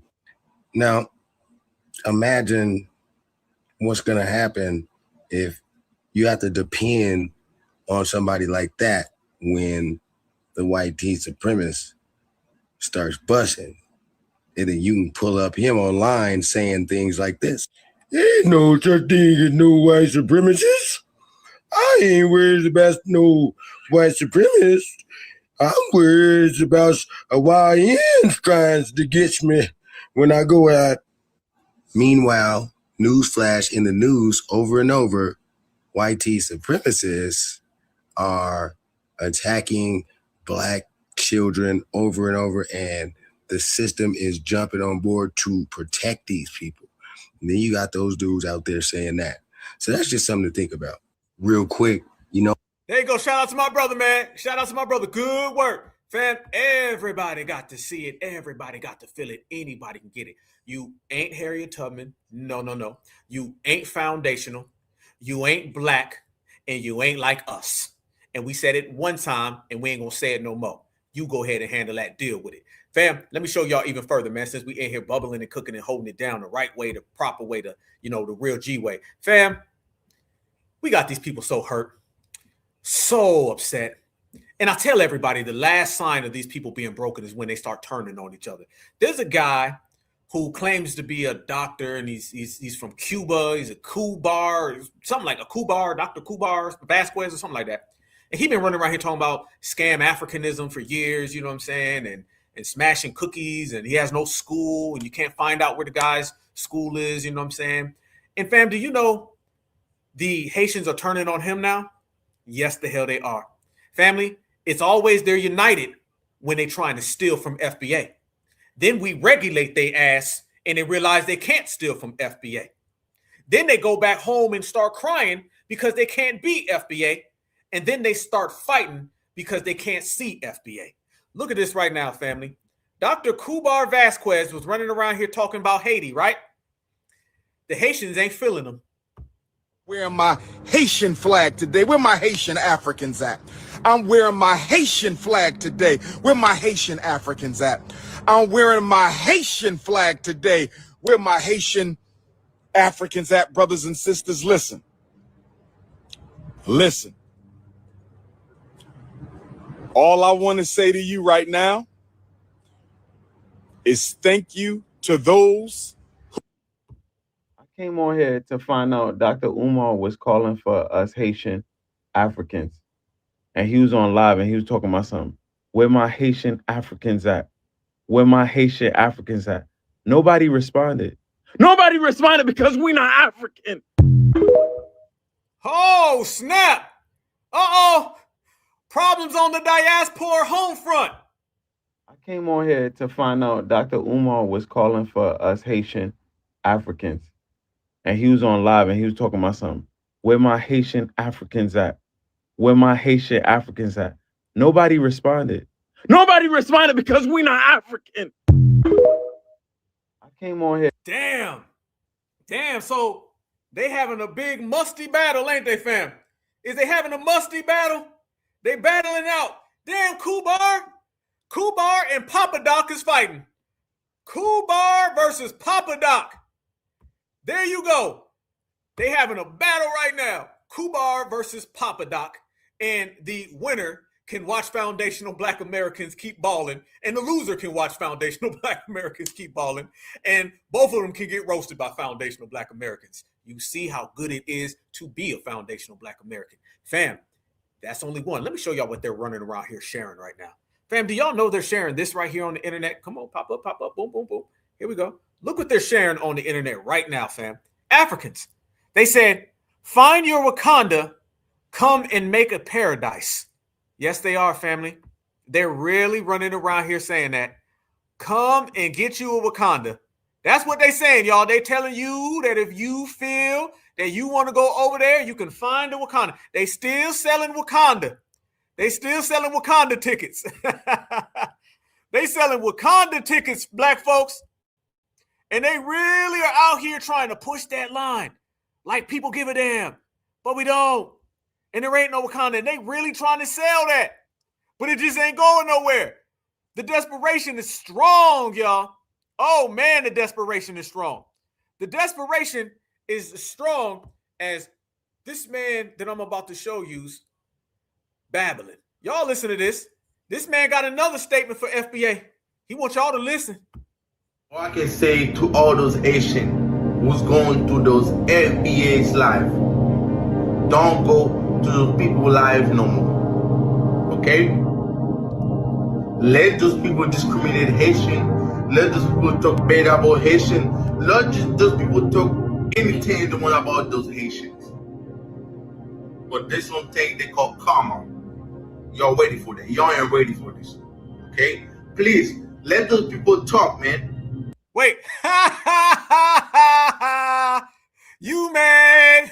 You ain't got no hairline, a Fleetman forehead. You ain't seen a woman in your life. You're musty, dusty, always rusty. FBA got you broke down, and we got over 3,000 people laughing at you right now. Go ahead, Papa Doc. Keep on talking. Y'all calling Haitian a dog, Haitian with his questions, no part of it. Please, them Haitians, let those people say anything they want. Okay? Don't worry about it. Let them talk. Because we are the one who giving them powers. When they talk trash about us, just ignore it. Fam, is he struggling like a mug? He can't get through this, can he? He's struggling, boy. Boy, them vowels is whooping his ass. He can't handle them. Them damn vowels is just got him in a headlock. You tend know who not to if you have he had come who to there. I don't know what the hell. Is this your version of a roast video? You need to go ahead and get some more work. I'm telling y'all, that's what happens at the Mud Pie University. They can't speak. Don't say nothing back to them. Because we ain't got time to waste with those people. We ain't wasting no time with you, FBA. You hear? No, I can't hear. And no, don't say nothing back to us. Because you just had a 2-minute video trying to say something back to us, and you couldn't say something at all. So, yeah, about ain't, partner. Fam, that's what we're talking about. Man, you got to love it, y'all. We on the road tonight. I'm feeling good tonight. This our world. We foundational Black Americans. We shutting everything down. Everybody want to be us, and it's a damn good time to be certified. Fam, it's also a damn good time, the fact that we shutting everybody down. We're shutting down the whole system, all right? The whole system has to abide by foundational Black American moves, and we making boss moves because we bosses, and we pay the cost to be those bosses. Listen, you're seeing now people coming out and they're saying, why ain't nobody helping the immigrants? Why ain't nobody helping the Haitians? Why ain't nobody helping the Jamaicans? You know why nobody's helping? It's because they cannot help. The only help that could ever come to those people is if foundational Black Americans help them. Foundational Black Americans is on code and regulated, delineated, separated. So therefore, we won't be walking through that door. But we are going to walk through the door of the bank so we can take this reparations check, put it on the damn table, make everybody sign it, and we're going to laugh on our way out. So we're not only are we going to laugh to the bank, we're going to laugh walking away from the bank. And they're going to laugh and get deported. Look at this, fam. They're out there right now and they're having meltdowns because they're going home. And why aren't foundational Black Americans helping them out? Because we don't want to. Where the are they? Immigrant rights organizations, the nonprofits, the churches, the labor unions, now that over 350,000 Haitians are about to be detained and deported? Like, Haitian immigrants make up such an important part of the workforce in this country, and ICE coming in, surging, kidnapping people is about to disrupt so much more than just the Haitian community. I don't think we are comprehending the level of ethnic cleansing that is happening between ICE coming into our neighborhoods and just locking people up and throwing them away, and police just out here executing people in broad daylight for being Black. Like, the numbers of Black people who aren't even Haitian who are about to be swooped up in these raids, like, are we not? Well, also, that ain't happening. Keep on wishing. We still don't give a damn. Lorenzo Salgado Rojo, Joan Sebastian Guerrero, they were not even targets of the ICE operations that them. And so if we have ICE surging into all of our communities and supposedly targeting Haitian immigrants, what happens when they're not finding what they need and they just decide, oh, let me go kidnap or shoot, murder someone because they're Black or brown and they look kind of threatening according to them? What the actual hell is going on with the movement? Like, we are in an actual war right now. And family, y'all right now, y'all let me know something. Why is she so angry? I want to know. Why is this woman so angry? Why is she saying, where are the immigrant rights organizations? Is it because Black Americans ain't helping them so they on their own? Is it because foundational Black Americans don't give a damn? Is it because they got to hold their own nuts? Somebody right now let me know why this individual is so mad, because this isn't the same energy that they had a year ago. So why do they feel this way today? Accepting all answers. And it feels like everybody's just cooped up inside. Like, everybody's thinking about the midterms. We just need a vote in the Democrats. When the have the Democrats done anything of use? Like, oh, wait a minute. They turning on the Democrats too. Fam, they turning on the Democrats. Do we got them fighting each other that bad? Fam, you knew I was going to pull out them receipts, fam. You knew the receipts was coming. You knew they was coming. All of the above, love it. Yeah, you knew the receipts was coming, fam. So she says, where's the immigrant rights organizations? How come ain't nobody helping them? And the Democrats have never done a damn thing for them. Democrats, we're affecting your political party. Fam, are they losing votes? Are the Democrats losing votes, fam? I believe so. I believe they're losing them real quick. Delineation is winning, and we are the winners. Right now, and it feels like everybody's just cooped up inside. Like, everybody's thinking about the midterms. We just need a vote in the Democrats. When the have the Democrats done anything of use? Like, ICE is a bipartisan machine. Obama was out here deporting more immigrants than anybody else. Like, how does electing in Democrats guarantee anything?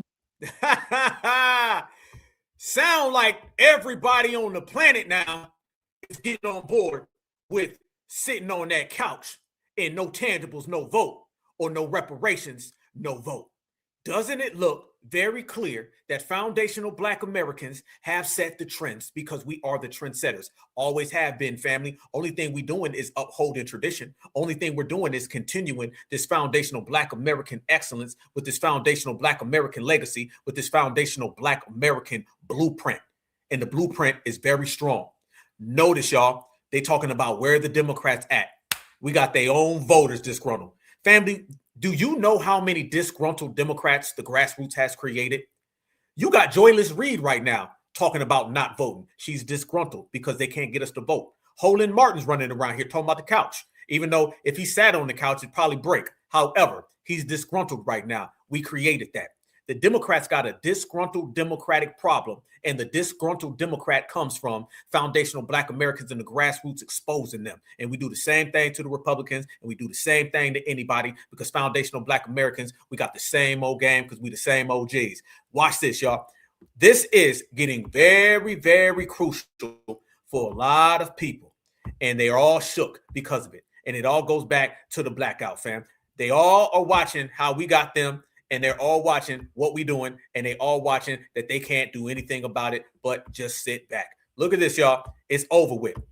That what they should do is deploy AOC to the South. I heard her Southern accent this week.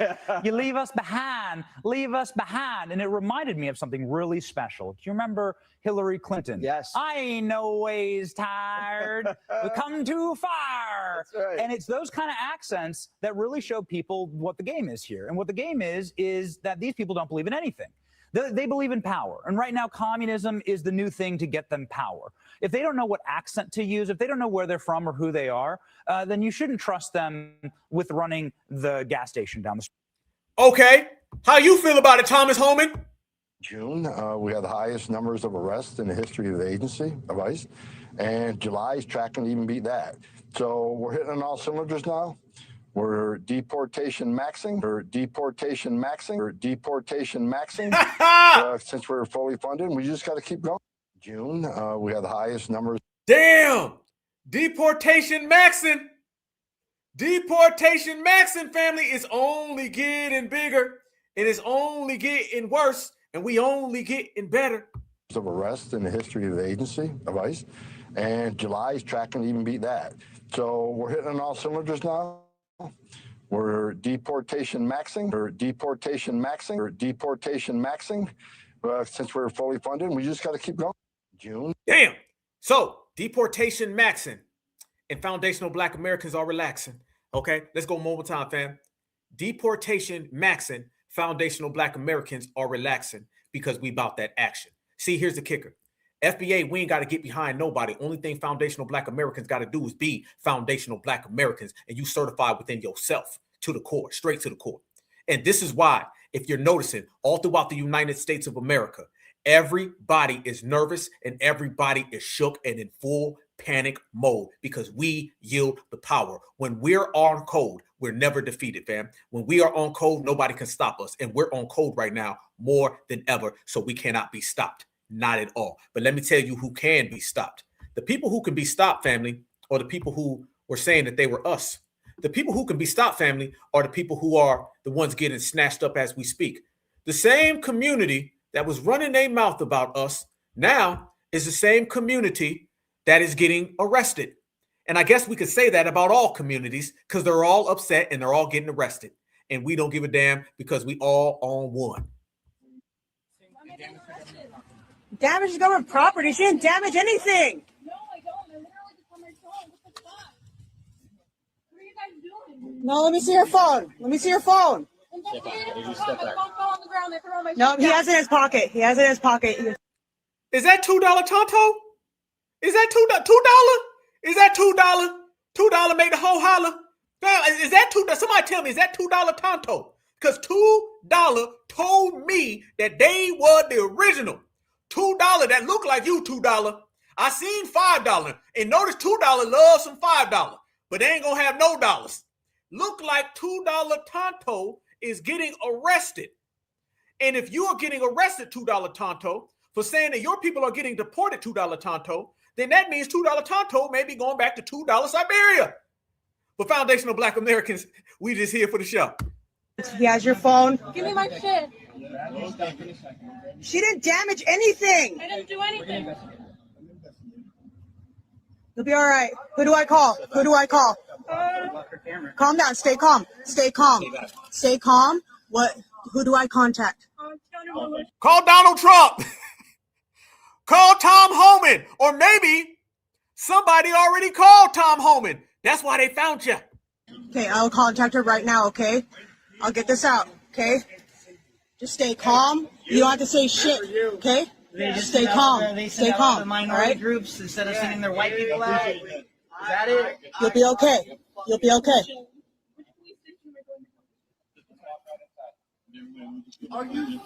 And do you guys notice it's her own people who are arresting her?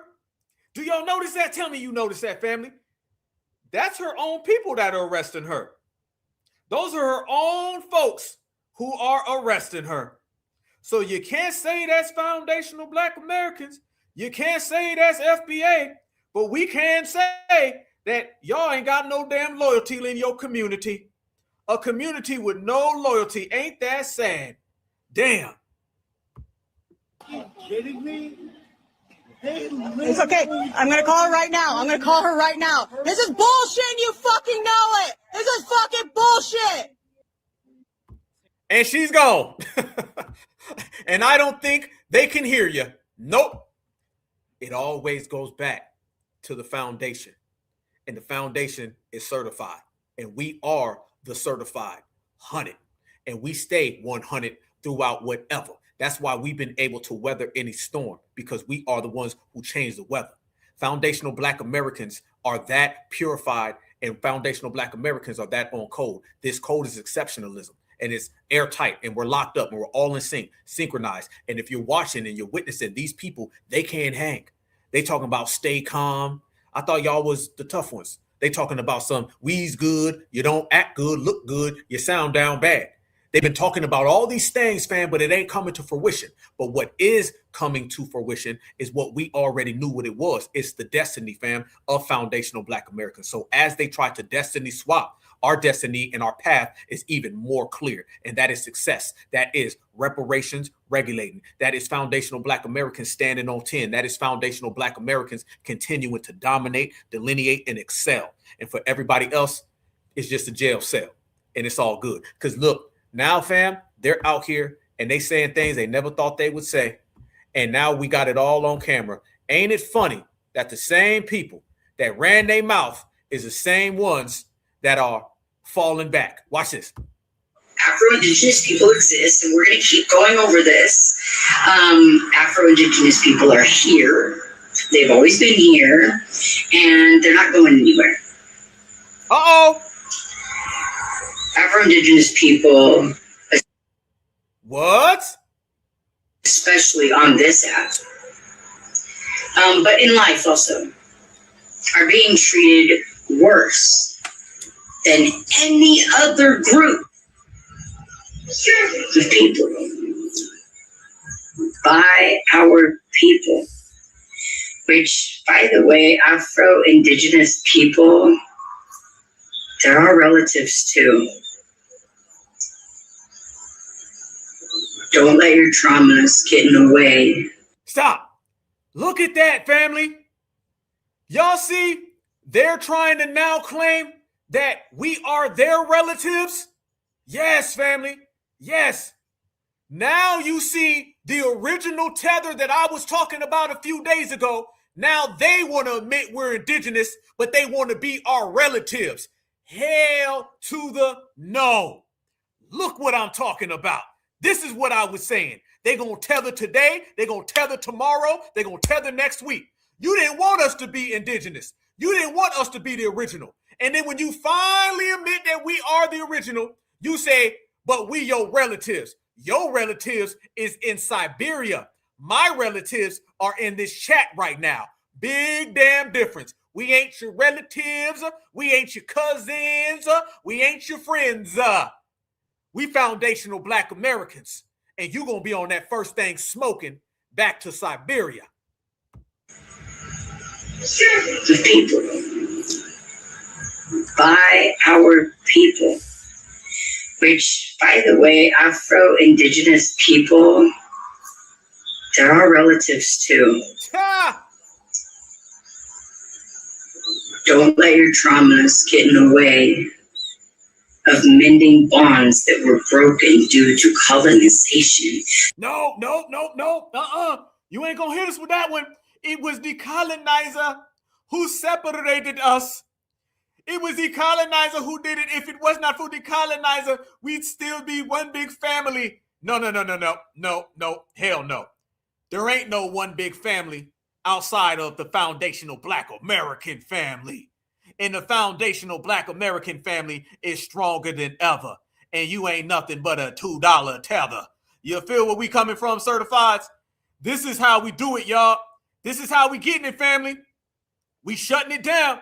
We shutting it down and we doing it live and in living color. You got to love it. You got to love it. You got to love it. FBA, now you're starting to see the $2 tethers trying to retether. But the retethers can never try to tether on to us in this era because simply in this era, we not going for it. That's what I mean. Think about it, y'all. I showed y'all the burrito tether. Yep. I showed you the egg roll tethers. Yep. I showed you the jollof tethers. Yep, I showed you the plantain tethers. Yep, I showed you the $2 tethers, and I even showed you the mayo tethers. What do all these people have in common, brothers and sisters? They all want to be us. Everybody does, but there's only one of us, and you can't have fake counterfeit FBA. It's only the real thing. It's only the real deal. So here's what we're doing, fam. Simple answer to all of them folks, and it is only a 2-word statement. Hell no. You can't be foundational Black American. You'll never be foundational Black American. You can't immigrant or migrant into this lineage, heritage, and culture. The doors is closed. Deadbolt locked. Got it all shut down. And we in here popping popcorn, living it up, y'all. This is what it is. It's the reparations generation. And I love it with a passion, y'all, because every single thing we do, we make it history. We shatter in the mold. We will go down as the greatest lineage of all lineages. And we will go down as the greatest generation of all generations. Not because we just woke up one day and said we want to do it, because it was already in us, fam. That's the difference between it. We have it inside of us. This is who we are, okay? It starts right here, family. It starts right here, and each and every one of us share it, fam. It's what I call concrete soul, unbreakable, untouchable, unmatched, stronger than ever. And we are stronger than ever, fam. That's why we standing together, fam. And if you see people running around here talking like that, then I got to show this one more time and double it up, fam. Because the real fact is Grandma never lied. And I showed y'all this, and I'm going to show y'all again, because the more we talk about it, the more it comes to fruition. FBA always been here. Like people was already here. That's a bald-faced lie. He didn't discover no America. And the ship got in troubled water. Mm-hmm. And them black men was already here. Mm-hmm. The black people was already here. So they went out in that ocean and rescued Columbus off that ship. But they didn't have no knowledge, no learning or nothing. Mm-hmm. And then he came here and he put him into slavery. It saved his life. But he's a bald-faced lie when he said he discovered America. That's a bald-faced lie. If my black relative didn't went out there and to rescue his butt when that the turbulence was tearing up them ships, he wouldn't have been here. So black people didn't know. All they knew was living off the land, and they didn't know how to fight for themselves. Right. He put the black people into slavery, and the big old giant. My grandfather was tall, and he wasn't afraid of nothing and nobody, white or black, short or tall, fat or thin. He wasn't afraid of nothing. What was your grandfather's name? John Jordan. Everybody call him Johnny. John Jordan. Family, that's us. That's our history. This is what it is. This is who we are. We love it. We embrace it because it's so beautiful. Just like we so beautiful, fam. There ain't no equal, fam. Power to the people. Power to the people. Ain't no power like ours, no equal. And the fact, fam, that we on this kind of time, we've got Mr. $5. Oh, he's real upset. Mr. $5 don't know what to do. He's shook. Yes, the hell he is. Michael Jackson is the real indigenous American. And Michael Jackson comes from our lineage. That right there is somebody who got it in them the same way we got it in us, and we wear the crown, not whatever the hell they got on. Y'all see what we doing? Harriet Tubman is a real foundational Black American. Not that talk that they was talking about. Oh, we putting it all on the line today. We putting it all on the line today, family. Let's go there. Harriet Tubman, real foundational Black American. Absolutely. How about $2 Tonto? How's he doing? He ain't doing too good neither. Nope, he broke down. And y'all know who is more broke than everybody? Let's go down the line, fam. Let's go down the line. You've got $2 Tonto, broken. You've got $5 Indian, broken. But do you know who's more broke than everybody, y'all? It is Mr. Mutombo and Meth Head Melissa. Meatball Melissa. Those are the ones who are the most broke. And ain't none of them like us, family. So enjoy being a certified foundational Black American. Enjoy your lineage, heritage, and culture. And most importantly, fam, enjoy being qualified, bona fide, certified. Because when you certified all the damn time. And can't nobody stop it, y'all. Never, not at all. This one right here, this go out to all my foundational Black Americans. Y'all know we love you with a passion. Keep doing your FBA thing, y'all. And we're going to keep on winning because that's how we do things over here on this side, y'all. This side is the real side and the only side that matters. And everybody else, they just got to watch it as we proceed to give you what you need. Family, let me tell you something, okay? We broke down everybody on this broadcast, and they were already broke down. And foundational Black Americans are always winning. I mean, victory comes in swift, y'all. You got to feel these victories, fam, because they just keep coming and they keep on coming, and we're going to keep on stacking them up. Right now, y'all, we flawless. FBA, family. Yes, FBA. The F stand for foundational and flawless. We are flawless foundational Black Americans, and we certified, and we are out here really putting it on for the lineage, and we pushing real principle. The business that we stand on is the business that we own. We dominate. We conquer it, fam. So sit back and watch this broadcast and notice out of every single community, we're making all of these individuals hurt. Let me show y'all even further. Look what these people are out here doing, y'all. Look at this. Somebody posted this today. He said, just saw a pregnant Haitian woman at the grocery store, called ICE immediately, can't take any chances. Fam, we ain't say that. That's what Tobacco Ted said. Tobacco Ted said that. FBA ain't said none of that. Do y'all see again why these people need to not worry about what we got going on? Do you see again why foundational Black Americans ain't worried about them? And do you see again why they problems are not our problems? That's cold too, boy. That's cold as hell. That's too cold. But it is what it is. And all the people that was running their mouth about foundational Black Americans, fam, They on milk cartons. Ain't seen them. Can't find them. Where did they go? Why they disappear so quick? Yeah, I ain't seen that lady right there. Nope. What about this person right here? How come she ain't been seen? You notice that more and more days that pass is the least you hear about these people.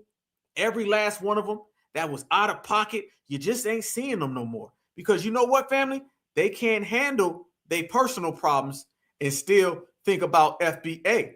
Foundationals is moving right along while all of these people are falling all the way back. Camilla is gone. I checked her, and now she's out the paint. And as she's gone, all of them are gone.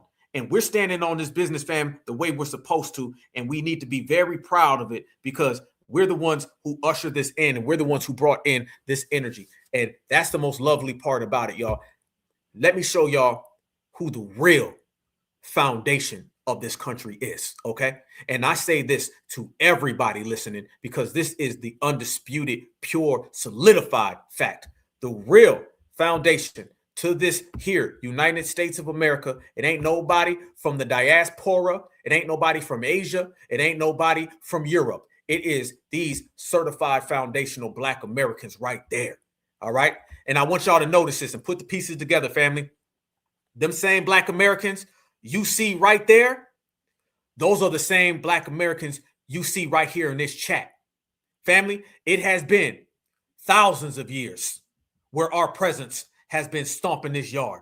It has been thousands of years where we held each other down. It has been thousands of years where we have cultivated and captivated everything right here in these borders.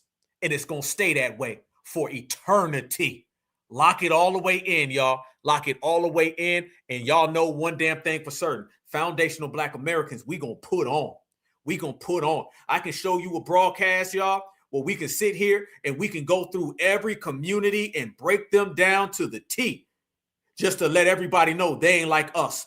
And then we can cap it all off with foundational Black Americans in the beginning that put that foundation up. And only thing we doing, y'all, is that we are advancing and carrying on this movement, this wave, this frequency, this energy, and this FBA might that we all have. And it's a beautiful thing. And they beautiful, and we all beautiful. And family, let me say this to another beautiful foundational Black American, okay? Do you guys remember the foundational Black American sister, the elder that you guys helped raise money for, and I posted the Cash App? I heard back from her, okay? And I want to give you guys an update. She says she's still going through some things, and she's still, trying to get her health together, but she said that she appreciates all of you guys, and she left me a message, and I got her email, and with you guys helping and giving money to her Cash App and raising the money, she was able to pay a lot of her hospital bills. And you guys know how that is, but we always stay together. We always stick together. So I definitely wanted to send that to everybody, that the money that we raised, and I was so proud, and we raised a lot of money for her family so she could take care of a lot of those bills that were piling up. But she's still going through some health issues, family. But like a foundational Black American certified sister, she's fighting, she's standing on it, and she's just her beautiful FBA eloquent self. So I send her a certified salute. Much love and respect, beloved, all day, every day, heartstrings.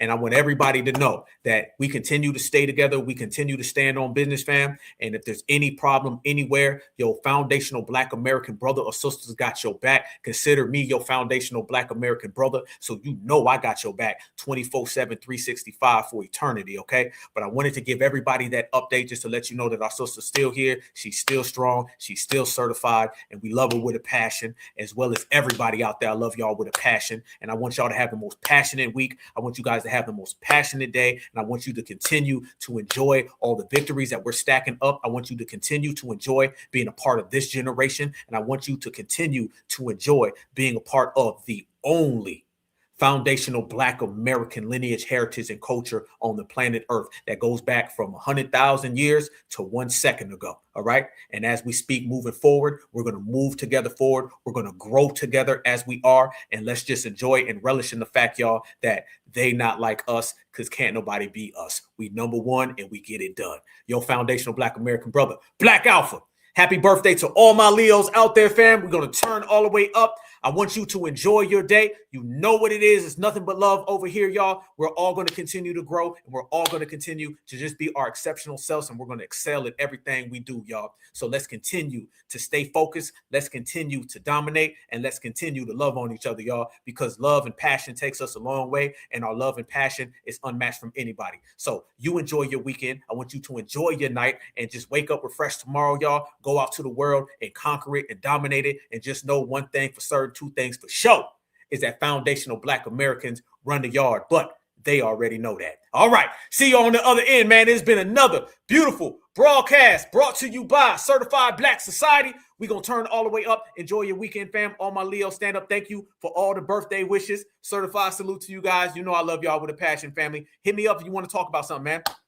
Email me, call me, whatever, man. But we're going to do it together, family. We're going to do it to win, and all we do is win. All right? So y'all stay good. Y'all stay safe. And remember, no matter where you go, no matter where you at, that Black is beautiful, and beautiful is always Black. We get it done. Number one, peace and love. Peace and love. Let's go. Turn up.